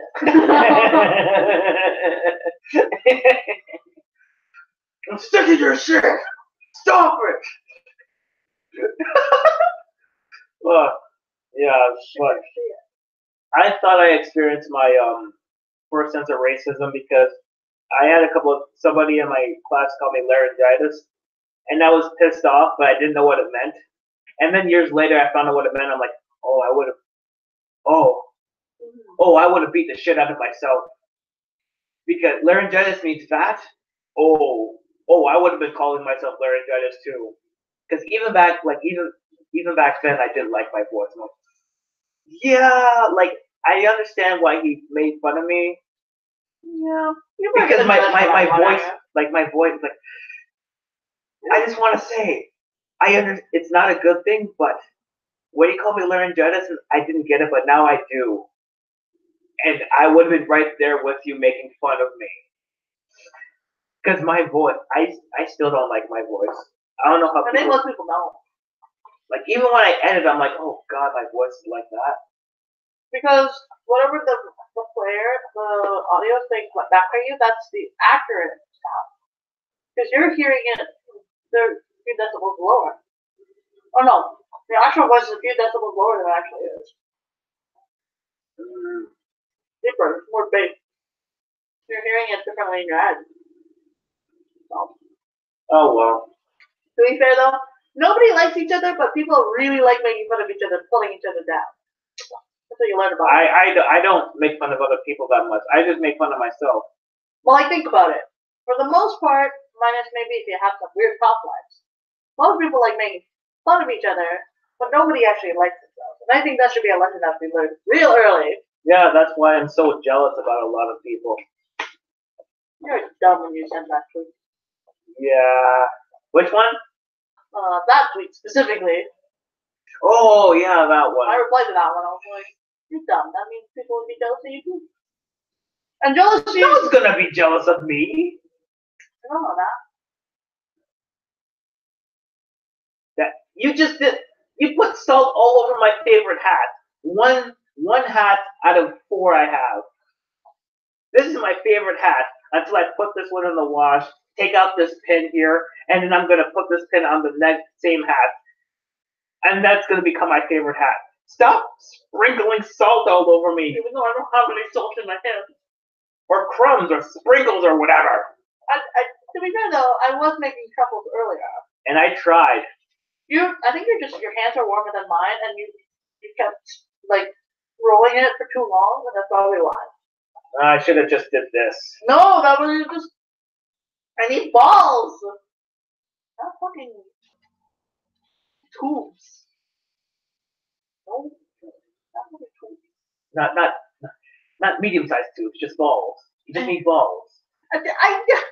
Well, tomorrow, I froze them, and then since you bring them home, and then the next day I'm going to cover them. Or maybe I might do it tonight, if anything. I'll freeze them and then actually cover them, and then. Oh, this is actually pretty truffles. You kept saying balls, and I couldn't. I'm like, does she know what she's saying? Of course I do, but I'm not saying it like that, clearly. Oh my god. Oh my god. I'm not teaching you how to cook anymore. I'm sorry. Oh, yeah, we were talking about the New Year's resolutions. Oh, the fact that I'm going to teach you how to cook. I think out of everyone within my friend group, I mean, some of them can cook. They can cook very simple things. Well, like the way I learned was partly from the Food Network. I've learned how to make very basic, some of the basic Filipino food. Unlike everybody else, it's not like I'm a trained chef, right? Like I've learned like a certain like country's like style. I mostly prefer Asian food. That's just preference at this point. But like I think I can throw in whatever shit I want and it's still something okay. But it's baking. I'm not much of a baker. I am a lot more of an improviser than cooking. Alright. You can at least teach me at least once a month, like something. Yeah, and imagine we live together. I probably hate your guts partly because you're kind of picky. Well, I could grow out of it. Like, oh no, I know you can, but it takes so much time. Sometimes I'm like, just order something, goddammit. I don't know. And I'm the type of person that likes different things every time. Like I'm not consistent. You're the exact opposite. You're mostly consistent. If you find a place that you really like it, you really just keep going back to the same thing and you order the same thing. Like Tiki Wing. Oh god, I thought you forgot about that place by now. Oh god, I can't believe they took my favorite thing away. They were making money. What are you gonna do? I was okay. So they were just making money just off of you. Like it wasn't enough. Okay, so here's the thing. Back in 2014, we go to this mall in Brampton, called Brampton City Center, and there used to be in the food court there was this place called Tiki Wing. And one day after work, like you work there by yourself. No, here's the thing. Back in 2014, I used to work Saturday mornings. Oh. So I went to the mall to get a few things, and then one day I just walked around and I saw Tiki Wing. I'm like, no one's here, no one's in the lineup, so I'm just gonna order here. And that's when the love affair with it the food began to come apart to the point where they knew me and they saw me and they knew my order automatically. And you're very consistent, so it's not really a problem. When I came the first time, they're like, "Are you?" I'm like, "No, I have a boyfriend." Then he's not my boyfriend. He's not my friend. He's just a friend. He's just friend. Yeah. I think even now, even to this day, like if people didn't know who like us as people, from the outside, most people think we're dating, and it's just like I think when like especially like Adam and them when they realize like, oh yeah, you should not be dating.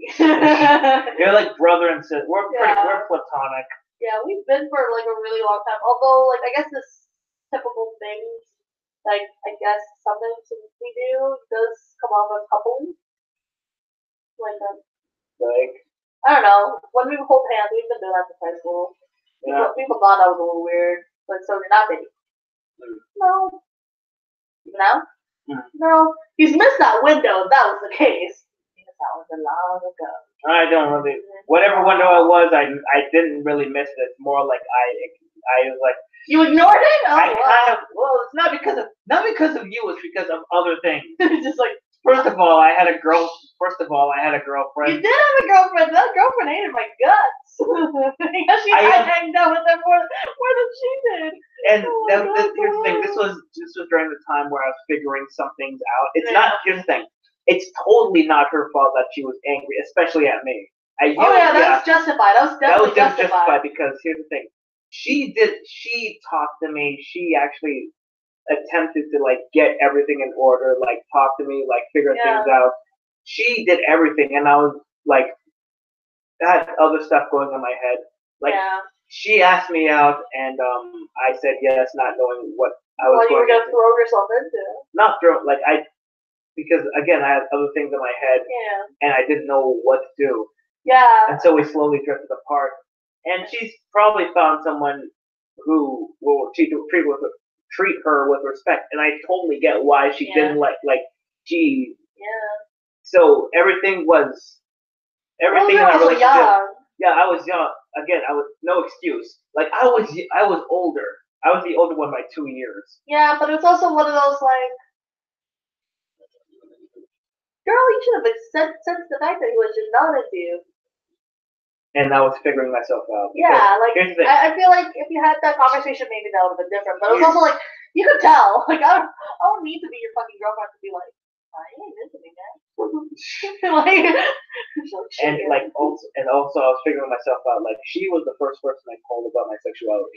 The very first person. In front of me? No, my ex. Oh, she's the one that knew before me. Yeah, she knew before. I told her. Oh, okay. I told her, and she's like, "Are you serious?" And I'm like, "Yeah." I was like, well, she was a bit off about it, but like then again, she was like, "Okay," because I kind of sprung it on her. To be fair. Yeah. So like. I mean, not that I would have made a difference to her, because. Although years later, because when you first came out the first time, and then after a while, I only came out like 2 years ago, but like when you were like, "Oh, hey, let's talk about that smut, guys. Let's talk about that smut." But then, like, I think I kind of sprang on you, like, you might not just be 5. You might also be 8. And you're like, what's that? And I'm like, here you go. Here's the info. Oh, I thought you were like, I was going to be like, what the fuck is this? It was weird.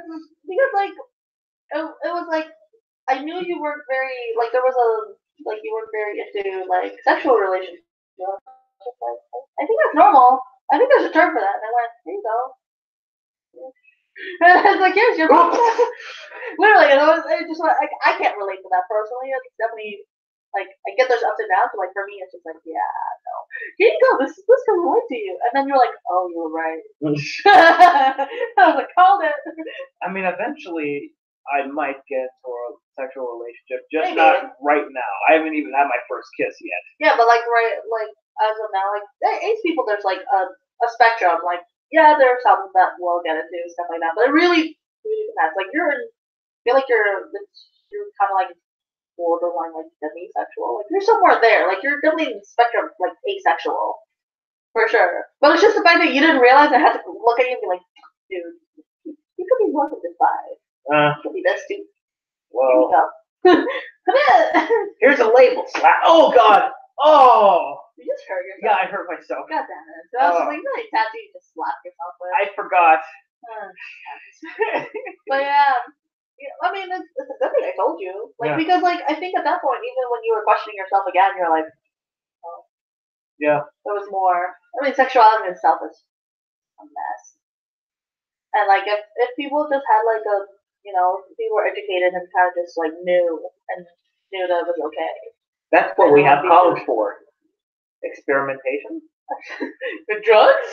Yeah, that's a given. That's how it was that you should. No, I'm kidding. Don't do it. Don't do drugs. In my opinion, no. Don't do drugs unless it's marijuana. And marijuana's not that bad. But I feel like As long as you use it responsibly. and I think. And don't overdo it like we did. Oh yeah, that was just one. I was a vape for the first time in like a few weeks ago, and I literally went, "This is still not my thing. I still don't like it." Like I think like weed for me is the equivalent of like alcohol. Like I was already kind of a social drinker. I rarely drink, but like when I do, like I can drink a lot. Mm. Like it is more of like with friends. Like who the fuck wants? Mine is like maybe like CBD to like relax yourself if I'm getting to like anxiety or something. Have that separately. Like actually like doing weed and just by yourself. Why? I'm serious. Some people do weed by themselves. Yeah, I get that, and it's just one of those weird like. Why? Because they just want to be alone with their thoughts and not other people like hanging around. Like it's like you said about alcohol. Like some people do drink alone. Yeah. But like called alcoholics. Some people actually do. Some people actually enjoy just being alone and just sitting on the floor and just lazing out. I think my experience is a little different. The fact that I don't like doing it alone is because the effects of weed in itself, I can kind of experience it without it. Like I experience that, but it's like bad. I guess not bad, but it's just like in terms of like certain attributes that weed has, I can do that without weed. But it's in a place that's just bad. Like I don't want to be there by myself. It's just one of those weird feelings where it's just like, yeah, I'm not gonna do this alone. Help.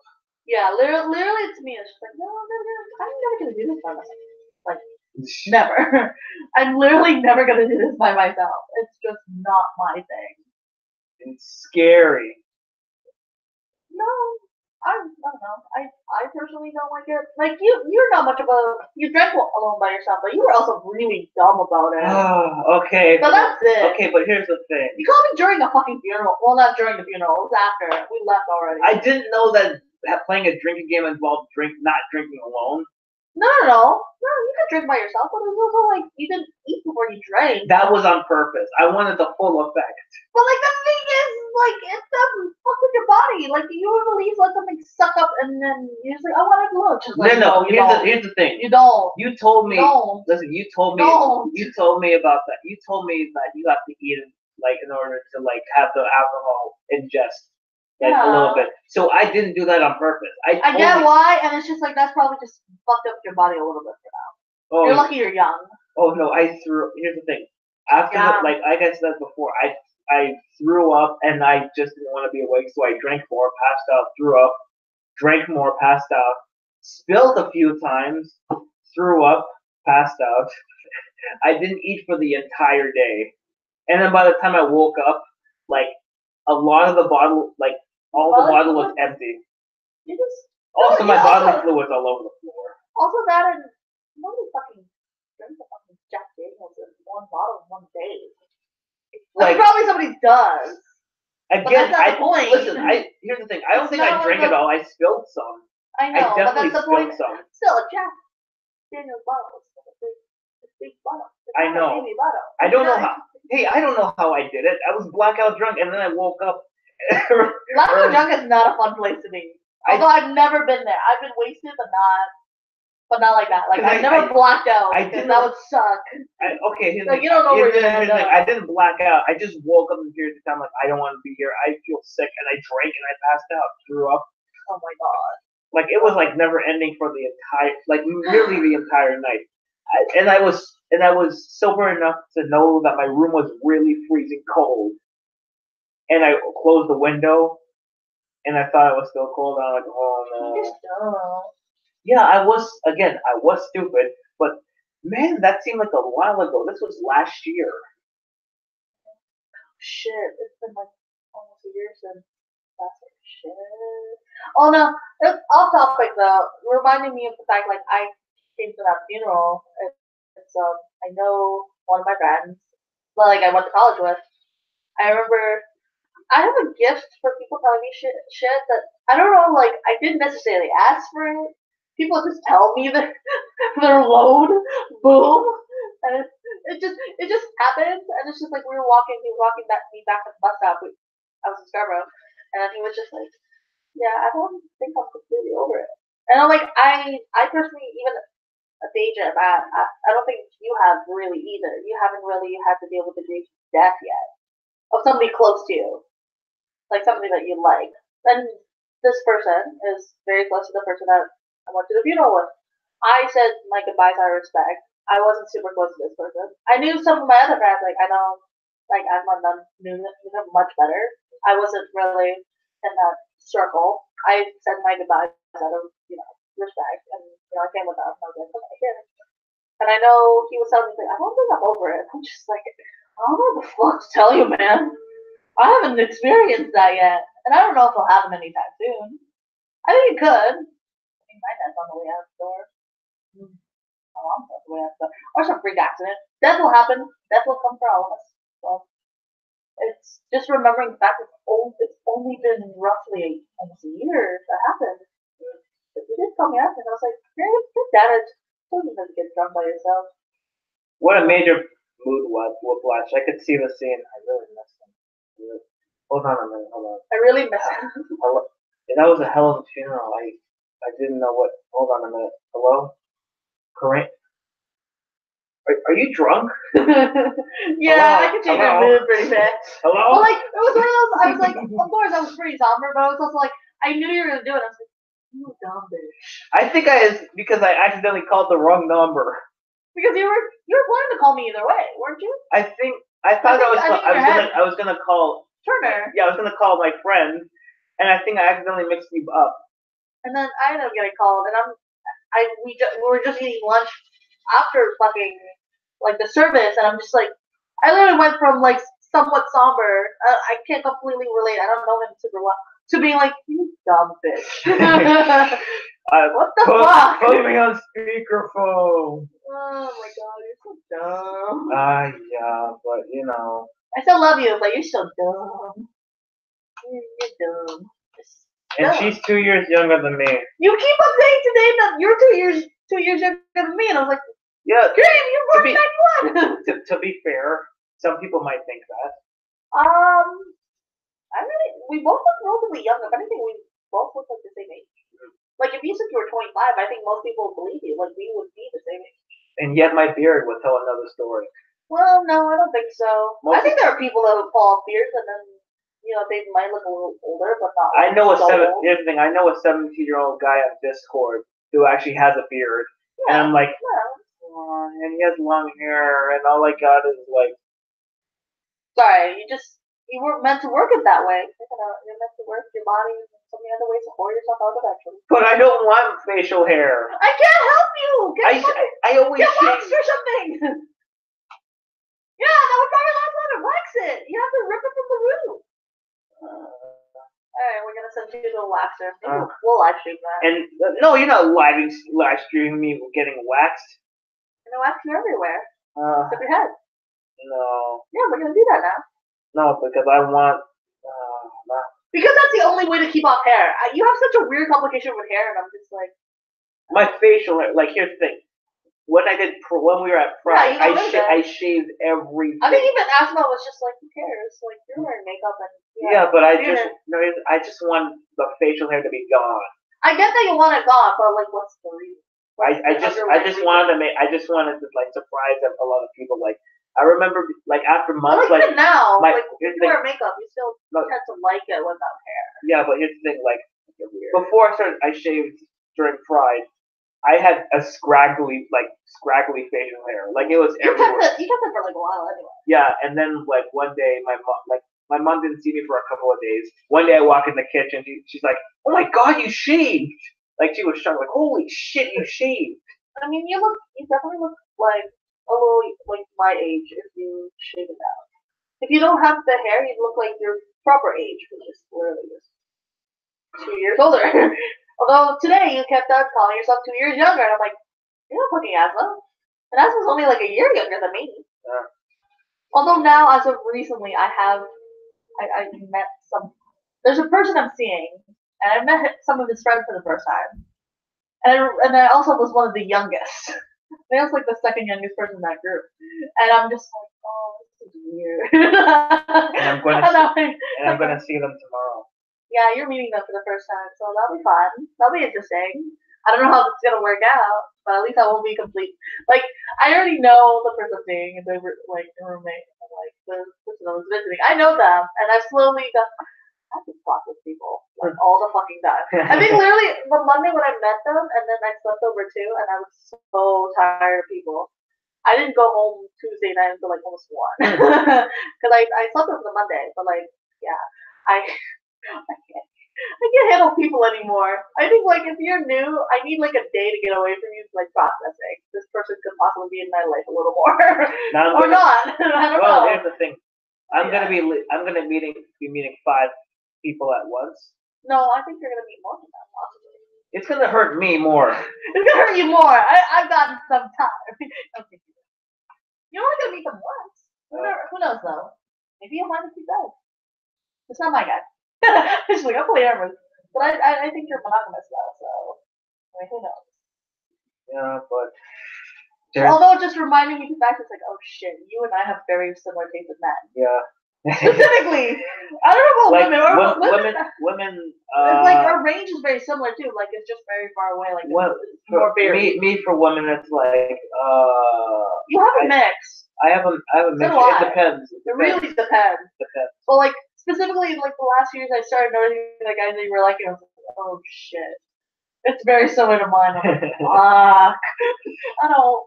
This is bad. No, it's good. You can help me. Wow. You know, it's like anytime you see a cute guy, it's like I'll know from a distance and be like, yeah, that's my side too. Exactly. Do I jump on him first or should I let him? It's one of those like, well, I am single now, so I mean, I don't do shit for you. I can just hit on all of them. Okay, fine. Go ahead. Go ahead. No, it's fine. Yeah, you see this? Like I'd be like, okay, all right, I'm like, okay.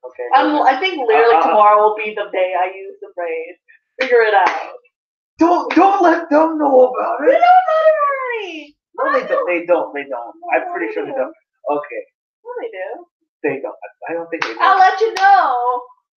This girl will let you know if it actually works. If not, fuck. Which I think it will. When you're under pressure, I think there is a certain part of you. Like she goes for it. I'm more of like. I'm not gonna lie. I am a little shyer. Although But you at least go for it. It really depends. I think because it's like I've been so out of my comfort zone the last few months. Yeah.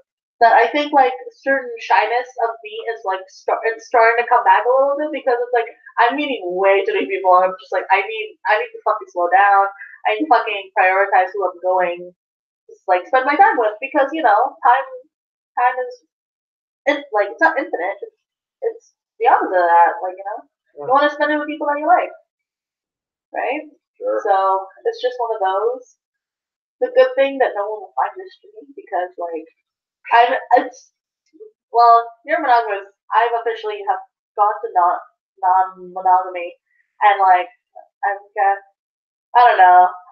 Because I admitted to a roommate that like I mean he knows too. Just saying, she knows.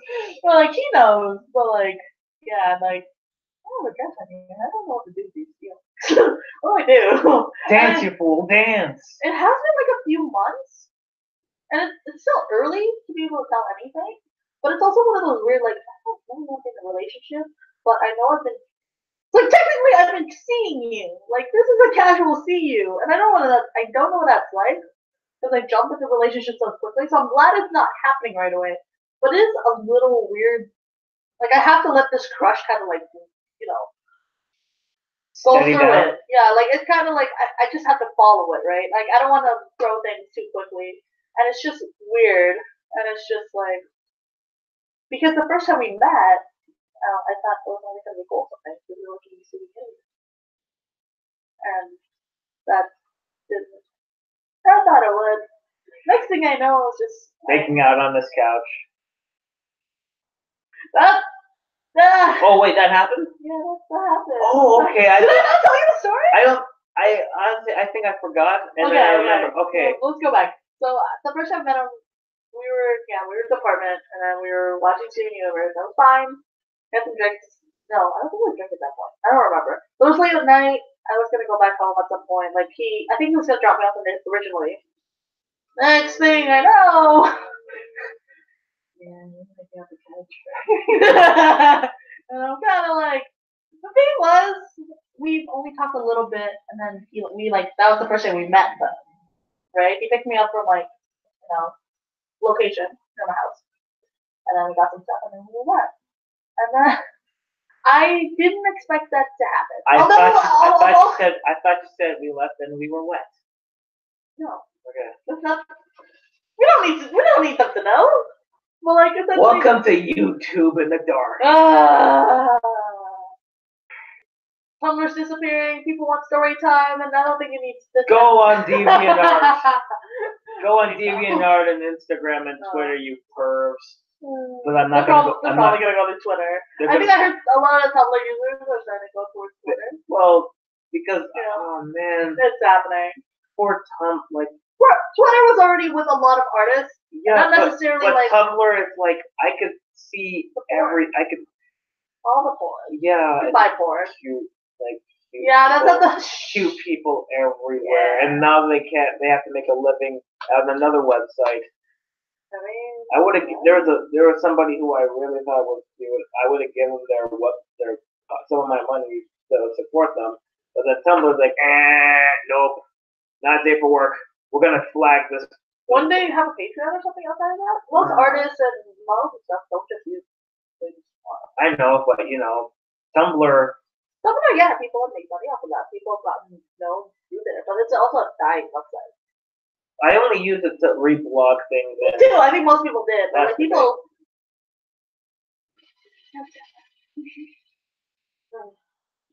What were you talking about? Nothing. Nothing. Let's talk about masturbation. No, I'm not. We're not having this conversation together. I mean, there are certain aspects of certain things about you that I know about, and sometimes I'm literally gonna go like. You tell me too much. You tell me too much. Oh no! To be fair though, I've also told you maybe a little too much about me. Although one of the things I kind of realized because I had this conversation with somebody, and they were like, I realized like within this I've told you a bunch of different like not safe for work stuff. I've never told you anybody my kinks. I've never given it away, and like I feel like everyone to a low key kind of wants to know because I tell these stories and they're just like, huh, and it's like I think like kinky people in general. I feel like when people talk, like if you are and they talk, people start rating you like, are you kinky or not? Are you vanilla? And I'm just like. I really have never given that part away. Really. Nothing specific. Like, it could be very vague, and you're like, oh. To be fair, so I don't think anybody in this world, any human being, is fully vanilla. Like, there is some form of whatever kink it is. Like, I think everybody's kinky. I don't know my kink. Don't worry, we'll figure it out. Oh yeah, I love being punched in the face. Somebody probably does. I was talking about me. Yeah. Yeah. Are you like being punched in the face? No.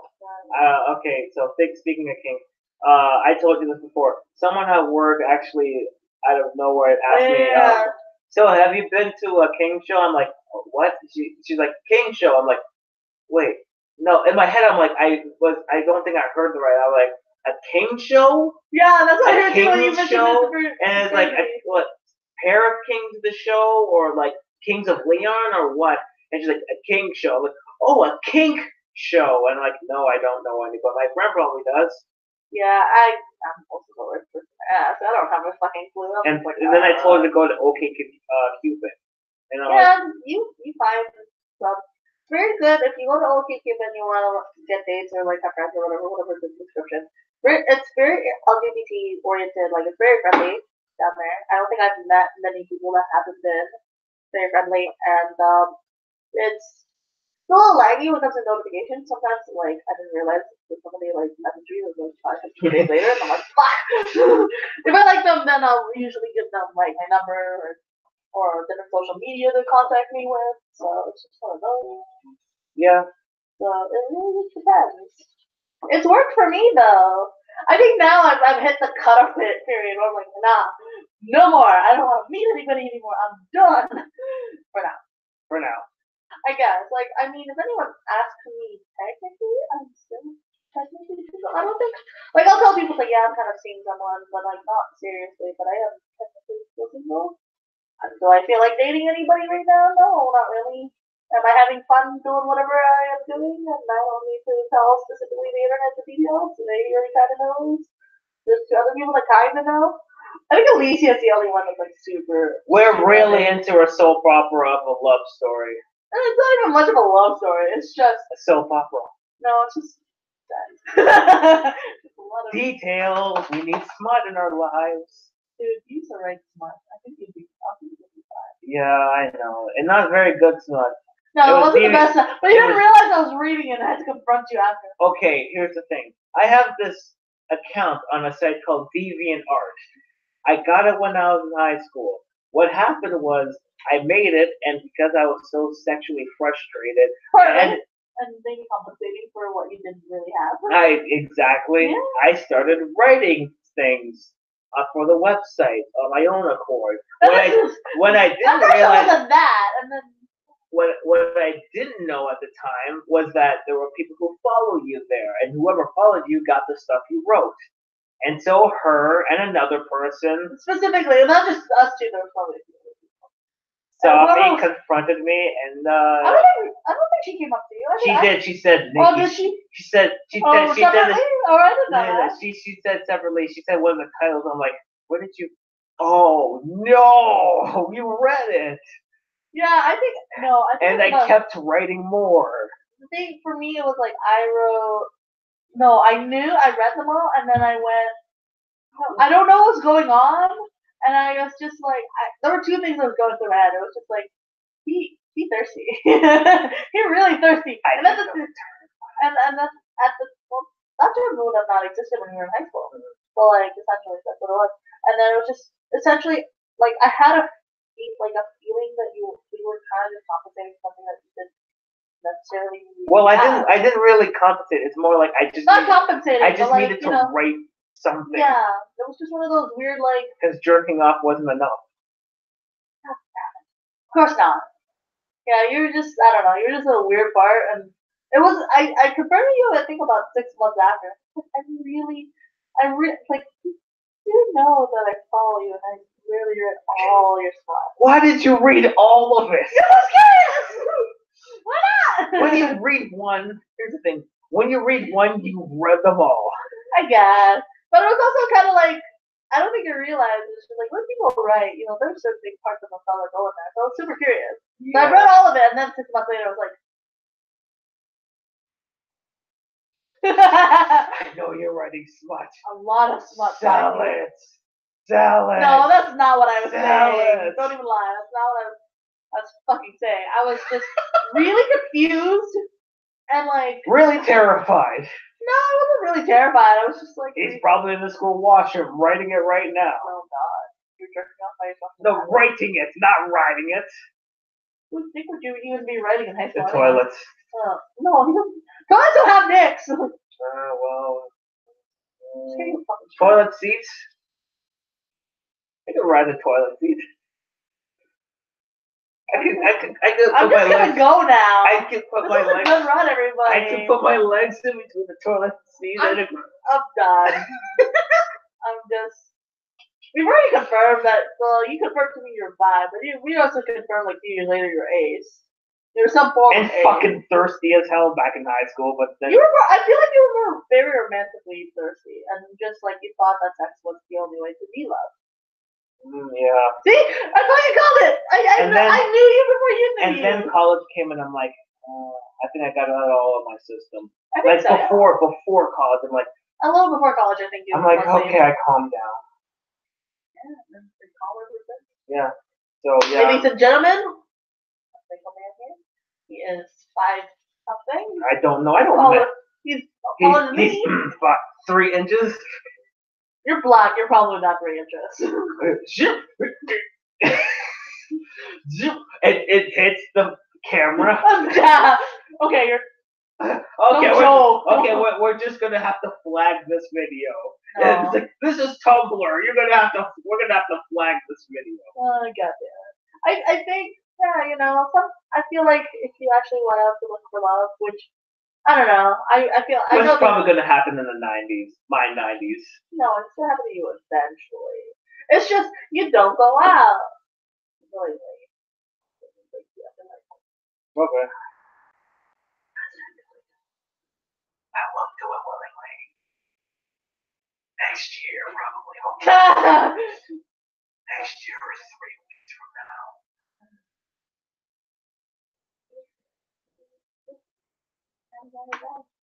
Goodbye. Woo! I got Ulta.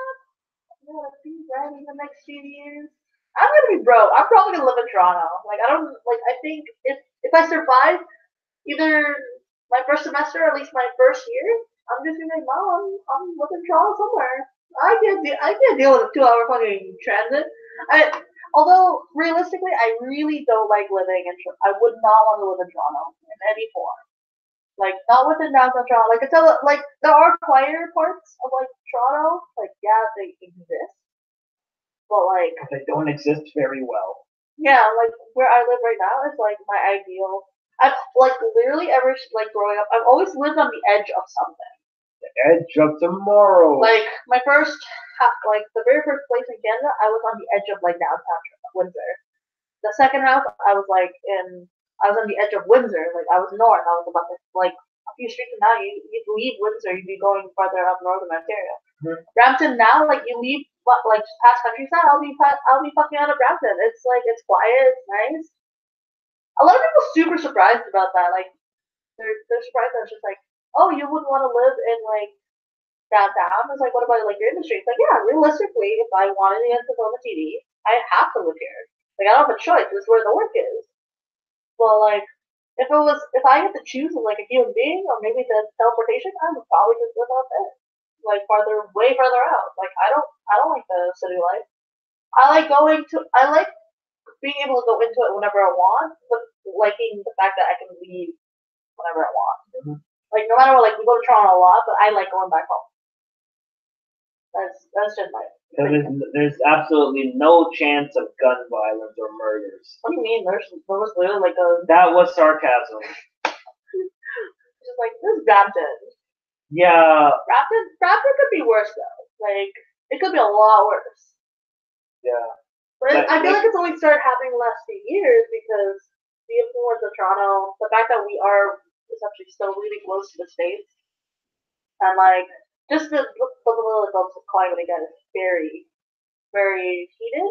Mm-hmm. Especially when Trudeau's being hunted by Trump. First of all, when that happened, I was like, are you just jealous that he's young and good looking? And I mean, Trudeau's good looking too.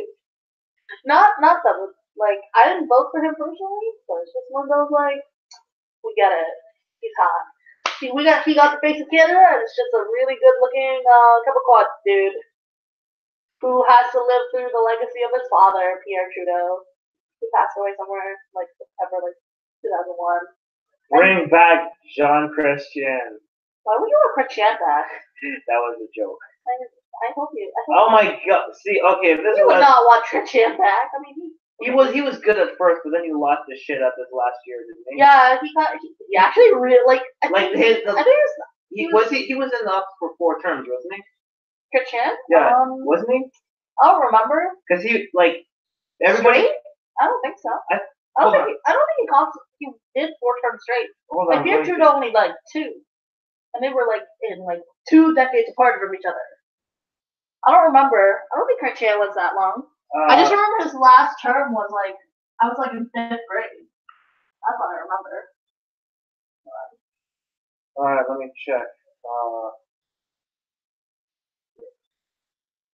Okay, let's see. In office from 1994 to 2004. He messaged me. I was like, oops. Yeah, 1994 to 2004. Okay, yeah. So that was me. Yeah, that's all fifth grade. So how many terms was that? What was the year again? The beginning year? January 17th, 1994. So 2004. Yeah, that's 4 years per term. Yeah, so about 4. Is that straight? It says straight here. It says straight. Shit. Yeah, I think that's about 4 terms. Or more. 1, 2.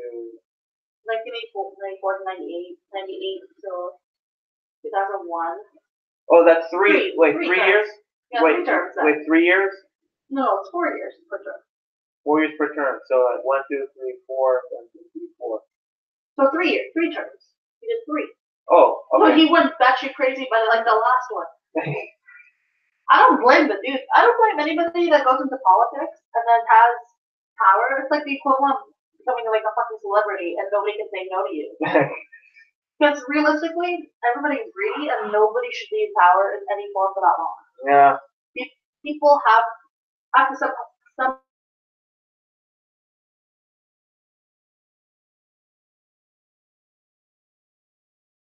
fucking human. What are you looking for? The other onion rings is in there. Huh? The other onion rings are in there. Oh, okay. Is that what you're looking for? I don't know what you're looking for. I don't know. But what did we talk about before?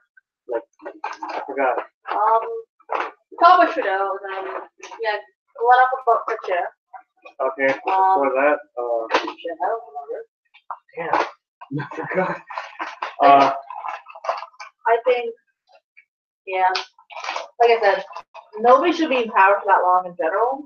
The only disadvantage about like being in politics is like, unlike the states where people can only do 2 terms straight at most, which is about 8 years. Here you can do it many times as you want, and there's no guarantee you're gonna get a majority party every time. No. That's not the point. I mean, fucking Harper did it for like 10 years, I want to say. Yeah, Harper was in power for like a while. And then the last bit, he became like a minority because he passed a lot of shit before Trudeau came to power. So, I don't know. There's pros and cons in every kind of, justice system, like political spectrum. I don't think Canadians have the perfect one. We can understand because we've learned it. I think the American system, there's pros of being able to do 2. Because, like, yeah, and then you've had your fill, and then, let someone else do it. So that's what happened. You let somebody else do it. Although when it comes back, I think if Biden runs fucking 2020, do it. Just do it, Biden. Get Obama to be your fucking vice president this ever. We'll have a different job. And then maybe things will be better. You feel so bad because, like, most people don't pay attention to Canadian politics. A lot of people pay attention to American. I still don't completely get the American system. Because people think that America's bigger than Canada. People call them. Technically, we're the bigger landmass ones. No, we're the bigger No, but country. But because people tend to think that America has a bigger ego. I guess it's interesting because there are certain industries that they do they're known for. And Canada, yeah, we are known for it too. I think it's really bad. We're like the younger sibling, and we're following what they're saying, and you could feel it here.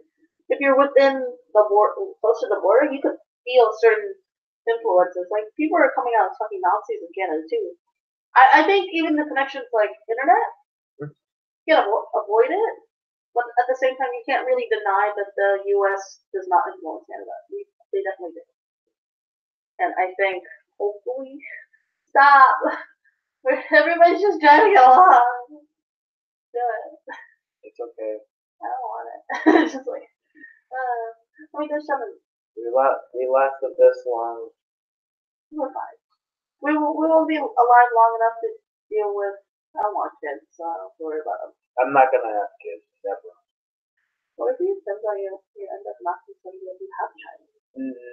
I am never gonna knock anybody up. Never. Alright, penis. detach. Wait a minute, my penis was detachable this whole time and you didn't tell me? Oh, I'm kidding. No. Okay. I'm kidding. Okay, No. that was sarcasm. I know. It was mine. Let's, I don't let's think people realize I'm also aware of sarcasm. no, because here's the thing, and this is what I was gonna say about before. She has to inform her friends before they introduce me. Okay, listen. I actually had to. It's like just because. Listen. He's really his face doesn't move, his voice doesn't move all that much, or goes off an octave. But whatever he says, no matter how batshit insane, no matter how serious he is, 90% of the time he is joking. Yeah. Just keep that in mind. Keep that in mind because there are a lot of moments he doesn't really move his face. Yeah, and I think because sometimes you don't realize that I know that you're being sarcastic. I don't realize that people have to ask me if I am sarcastic. I'm like, I don't know. Yeah, you are. You definitely are. It's very stiff. Thanks. And I think most people, when it comes to jokes too with me, I think sometimes I'm really deadpan in the sense where it's like they don't realize I know they're joking and I'm joking back, which has happened. I think like right now. Yeah, that's true. Like I know that you're joking. It's not really an issue. It's just like I think specifically with British humor and like myself, like I think and British humor is drier, or like certain jokes it goes over my head, which has happened. Like I'm apparently someone that's British, British origin. So, and it does go over my head sometimes because partly like our age gap is kind of like big. Yeah. And like sometimes it goes ahead, but sometimes I feel like I hope he knows. It's like no, I understand you're joking.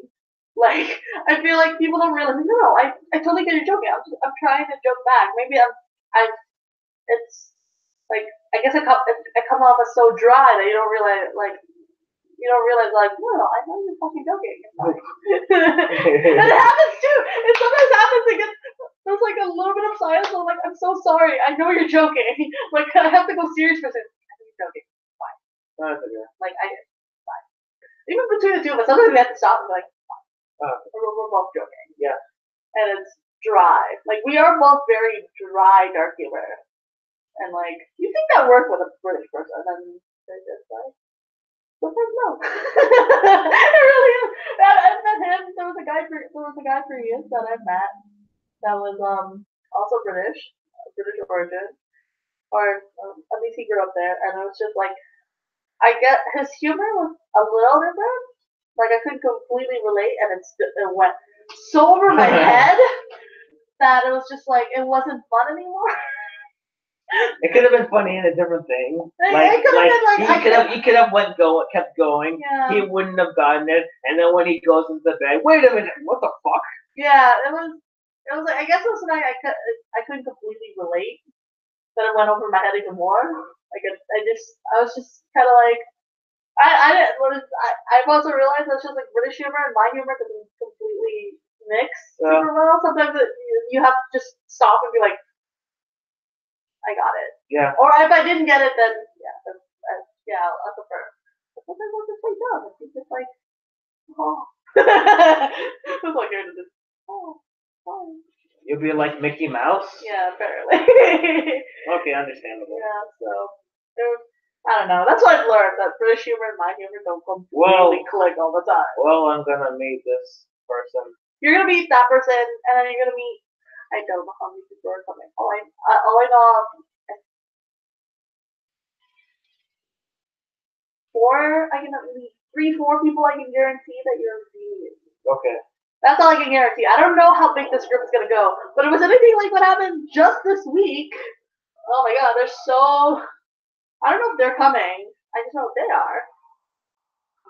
Okay. They'll be fine. Okay. I just have to sleep on it. Yeah. I think you'll be okay because I've had made you meet other people before in person. Yeah. You've met some of the people I've met from online, and you've gotten along with them relatively well, or made fun of me right at the door. Even before I opened the door. Asthma. Yeah. I hate both of you. Just for that reason. And it's like we're roasting you. I know. We're talking about you both being black and being shot at the door, but that's not the point. You're also making fun of me at some point before I open that door. Because we love you. I guess. I know I'm being loud. I think. Right? Sure. Don't choke me. No, only the people who love me choke me. Exactly! Look, I meant love me, like, together. So you need two different hands to like choke you? Is that what you're telling me? Is No. that what your threesome is? What? No. I'm not ready for a threesome. I haven't even had a It's just like, you don't be a threesome. What are you talking about? Yeah, I'm not. No, I'm I'm not. not ready! I like it when you make it seem, oh my god, it's happening right now. It's like, what? Oh my god. Live? Wait, what did you say? I mean, It's happening. It's live. Oh god, I really hope not. Cream, you're on camera. Moan this time. Come on, man! And then the person, whoever is like doing you, she's Sorry, like, it's "Get like better! slap me in the face and I'll do it. Yeah. Although a lot of, I think knowing your personality, I feel like although most people I think would think you are a bottom, I don't think you are. I think you're either a switch or you're a top. In my personal opinion. This is gonna be the end of the broadcast. Oh no! So how we're gonna end it? We're gonna reveal the fact that maybe you kinky boy. Instead of Okay. Goodbye. mute. Where's the button? It's on the screen. We're like, where is it? Bye. I'll be like, is that how that works? No, it's not. Oh. But I will eventually find the one. Z1? Because, there's that one person tattoo convention. Yeah. I told you you should have hit on him the first thing. I didn't want to hit on because he's probably, I don't know. girlfriend. I don't think at that point he did. I don't even college he did. I don't know. Because he probably is still dating. I doubt it. I don't know. Because, like, Dave's a good looking dude. oh yeah. So I have no chance. What? You're fine. You're cute. I get it. But- like when but- we were in high school, everybody but would be here's- all over him and his brother. Like they're hot. But here's the thing. Huh? One of us is good looking and talented. The other is me.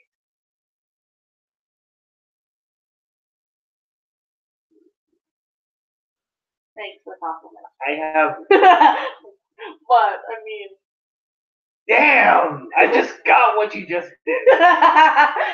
You fucking self-centered asshole. to be fair though, you're very self-deprecating, and in the few times you actually compliment me, I'm like, yay. Okay, it works either way. Yeah. Either way, with you or Dane. Yeah. His brother was a good looking dude. When I was Was? in school- What happened? What happened? He got really bad looking. Oh no. Although to be fair though, the last time I saw him was a few years ago. He was a leader of like. Yeah, I saw him. I was there with you. Were you? No. When Dave was in the restaurant? No, I'm not your brother. Brother. Derek? Yeah. When the sushi restaurant, right? Yeah. Oh no, so I've seen him more than once. Yeah, technically. Alright. Because like I've seen him with like when I was going out with the girls, and then yeah, I definitely saw with you.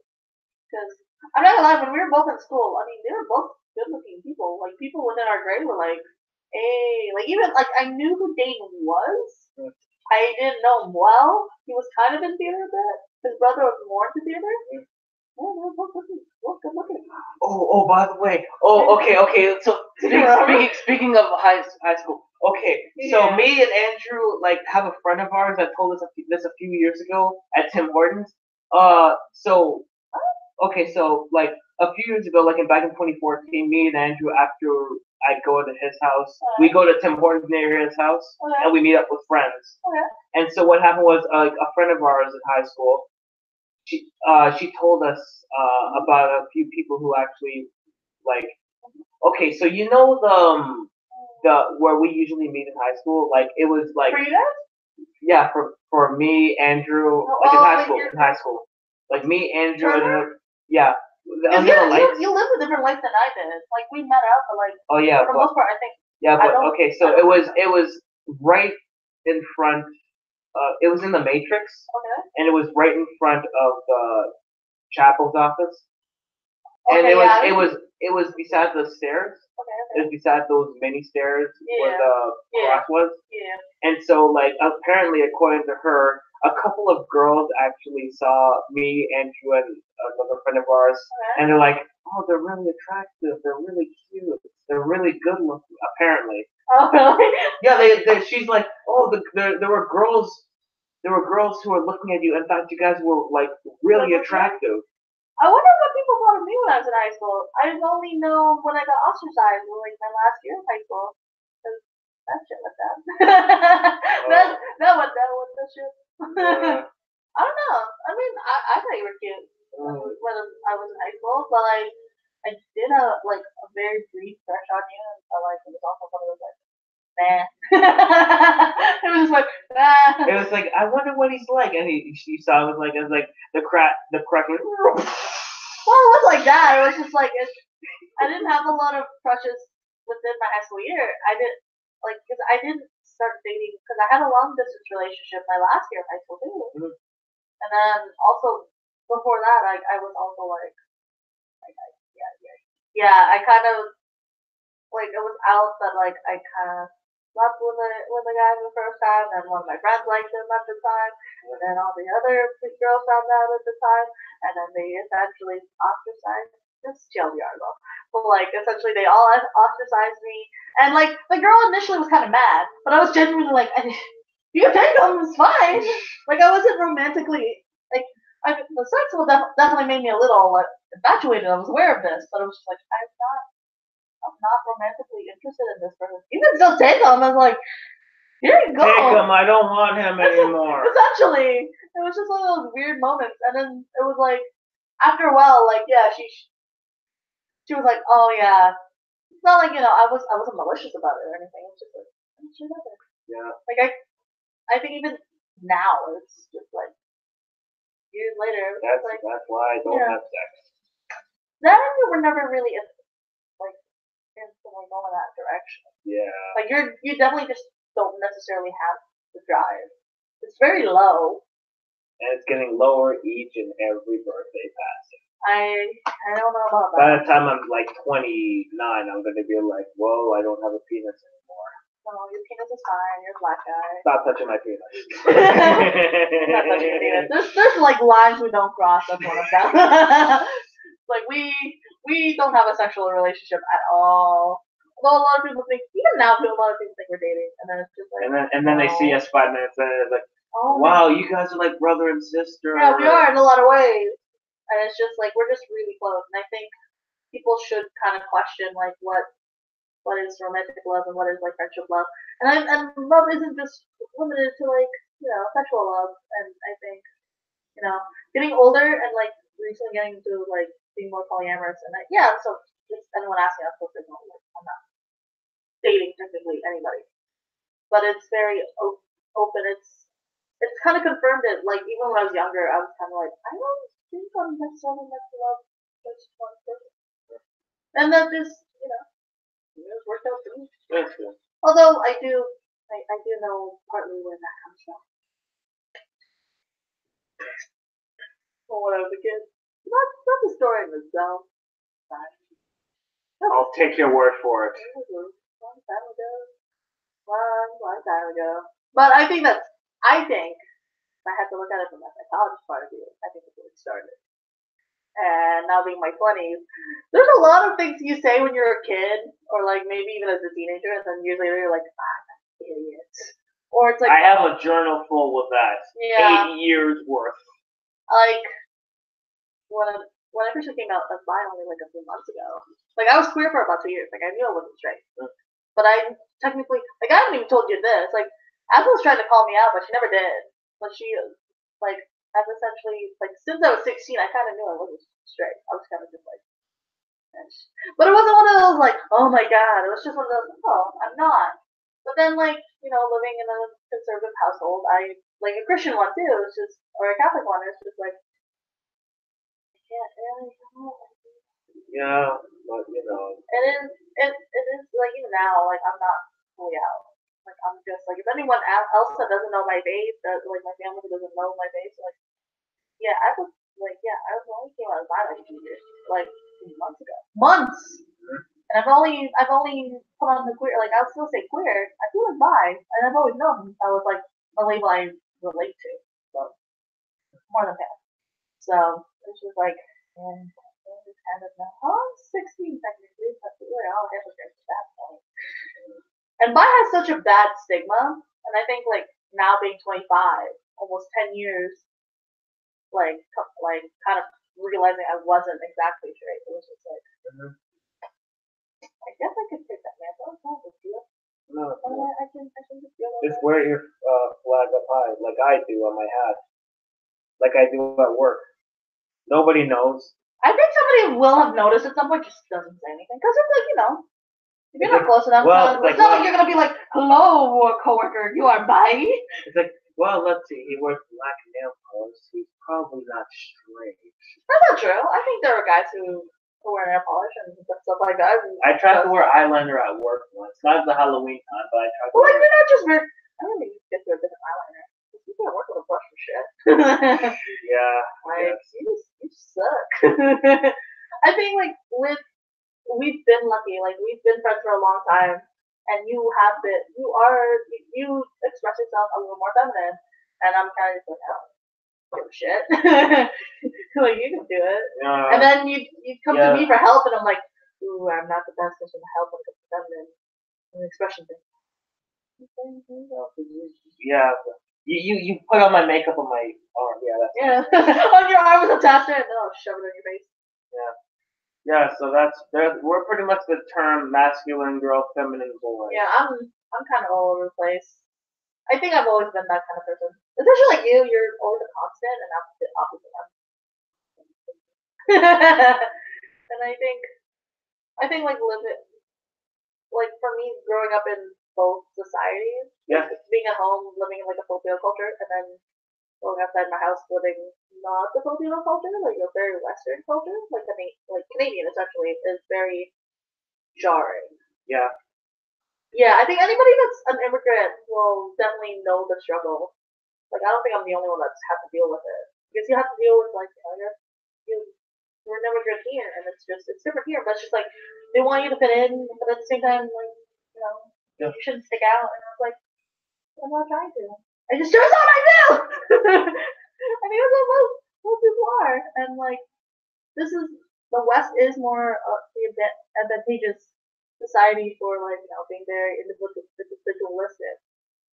And if you ever go to certain other cultures like Japan, it's very more orderly and very more towards like everybody works together for a thing. All of us is more individual. Yeah. This is not a bad thing. There's pros and cons to both of them. But I think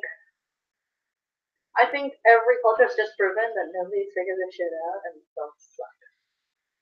Yes, we do. I mean, we are technically dumb. That's sad and scary to me.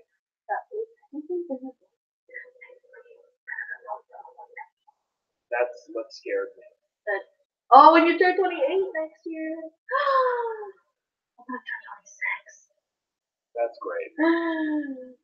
Anything else before we stop this? Because we've been at this for 2 hours. Yeah.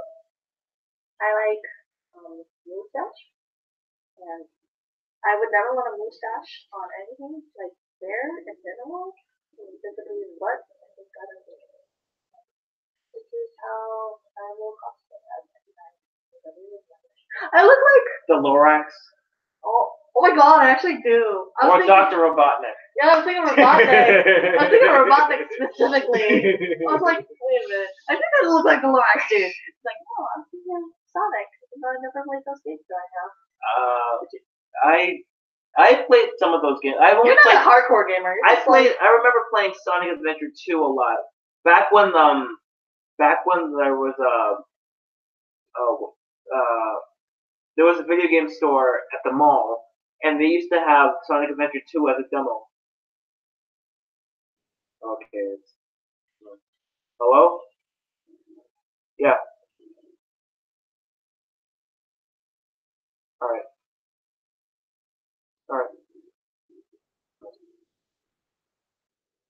to open the door. Hold on. I have to open the door. Hold on, I'll be back. Okay, are we just not in the Not yet. Just give me a minute. I have to open the door.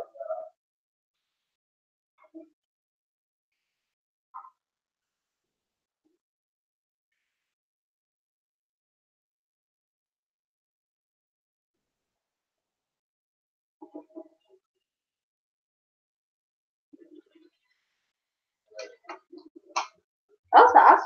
What were we talking about? That was fast. What were we talking about? Before we have to wrap it up. Sonic. Oh yeah, so Sonic Adventure 2. I used to play it at the mall, and you only played Sonic and Shadows level. The Radical Highway on Shadow and the City Escape of Sonic. And I have the game on Steam right here on my laptop. So yeah. I wasn't much of a Sonic player. I was more of a JRPG. And Oh, and I have Sonic 06. oh yeah, you literally have more than one copy of like one of the worst Sonic games ever. Or I- the copy. Oh, well, to be fair, I wanted to experience it. Experience it. Here's the thing about Sonic 06. Okay. I bought an Xbox 360, and then I bought Sonic 06 for that. But the Xbox 360 copy stalled and stopped, and then I couldn't play it, so I had to buy a PS3 and get a copy of that game. Yeah, that was like $900 down the drain, or You're the one $700. with the money. Yeah, but I wanted to see how bad the game You could was. have just watched the video. No, I wanted You could to. have watched like the Bio Fascination. Bio Fascination. You have weird fascinations though with I wanted. the worst I wanted. things that I spend a wanted. lot of money. I wanted to see and experience how bad it was. But I played another bad game before that, and it was called Ride to Hell Retribution. That is worse than Sonic 06.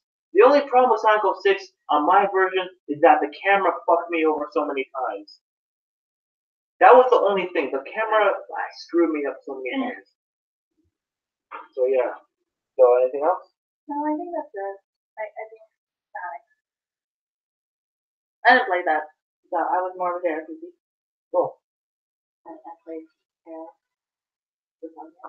And what did I play? I did play Final Fantasy I played till I was a teenager, roughly. Oh yeah, when I was playing Final Fantasy 7 or 8 and that earthquake happened. I got so immersed I didn't realize that my couch was moving. I slept through that earthquake. I was awake and I was playing Final Fantasy. I want to say 8. No, I was actually playing 7. Playing 7. My mom actually. Yeah, but I remember a few years ago in elementary school, I saw a PS1 Final Fantasy game. Which one? I forgot which one, but it had 4 discs. Yeah, there's Final Fantasy in general is really hard. Yeah, but my mom actually. My mom didn't buy it, but one of her customers was really loud Yeah. and annoying, and the person just left it on the table, forgetting about it. And my mom was like, "Whoa, the person was being a little bit of an asshole." So I'm just gonna give it to my son because he likes video games. Well, thankfully it was a PS1 and I had a PS2, so it worked. Yeah, when it was still reverse compatible. I wish they still did that. Yeah, they didn't. I think they stopped doing that. I don't know. I think PS3 they stopped doing that. No, certain later models of PS2 they don't do that anymore. And PS3 I think they cut it off. All right. If I remember. What Final Fantasy? Later models like the slim PS2. Because I I still want have. to say that's right. Because I still have the big ass one, except that's not the one that I I got have- back in 2001. Because that one No. fell apart. Well, last year. the PS1 that I have that is one forward. I think it's like certain, like just a model number. I think it's not really good Alright. or something. I know PS3 for sure they didn't have. It wasn't reversed. No, I still have my PS3, but it's upstairs. It hasn't been. I haven't Bundled with. because like I don't have room. Yeah. I have a PS1 Final Fantasy game. I think I still own 7 and 8. It doesn't belong to me. It belongs to when my dad was living in Windsor temporarily for about 6 months and then he went back to Brampton. I saw the copies and I was like, oh, my son doesn't play anymore. And I was like, alright, I'll take it. And technically Final Fantasy 7 and 8 are actually worth all the money. Specifically 7 is a lot more popular. But it's no problem. Yeah, it's okay. It's mine now. It's there somewhere. I didn't finish it though. games are hard. I got so far to 7. No, 8. I got really far to 8, and then I couldn't do it anymore because I wasn't grinding enough to be able to hit last act. Oh, okay. 7, I got stuck, and then I got unstuck, and then I still couldn't do it. It's I'm fine. gonna see. Alright, well, JRPGs suck for that reason. Yeah. I get it. yeah. I get it. Does Mass Effect count as an RPG? Yeah, it's an RPG. Alright. It's not JRPG. I mean, because Japanese. Alright. Yeah, that's the only game. Those are the only games I played. I think it's JRPGs. Because my friend Andrew let me his Mass Effect first one. The first one, I'm like, okay, that's fine. And so I played it, and I'm like, okay, I got really into it. And I beat it, and he called me like, oh, I'm too tired. I can't. You don't come over. I'm really tired. I'm like, okay, but can I at least come over and get the next 2 Mass Effect games? Like, come over right now. He was immediately like woken up and tell me everything about the last act, because the last act took me 2 hours to do it. And I think being an adult now is really hard to finish. Or finish anything. I could finish it. It's just that my attention span just wanes. I think both of us, it's partly attention span and partly the semester where okay, so specifically you have a full-time job. I have 2 part-time jobs. I technically only have 1 now. Because I low-key made myself disappear from the other one. And they keep trying to call me, and I'm just like, nah, fuck you. I'm so sure it's not in. Like, yeah, fuck you. Yeah, I don't want to deal with you no more. I don't know. This works. Yeah, well. I mean, no, sorry. Don't work for the thing that's the sample people, or at least for my location. Yeah. I won't tell you what works for them. All right. Well, this has been a thing we did, and hopefully this kept you entertained. So until next time,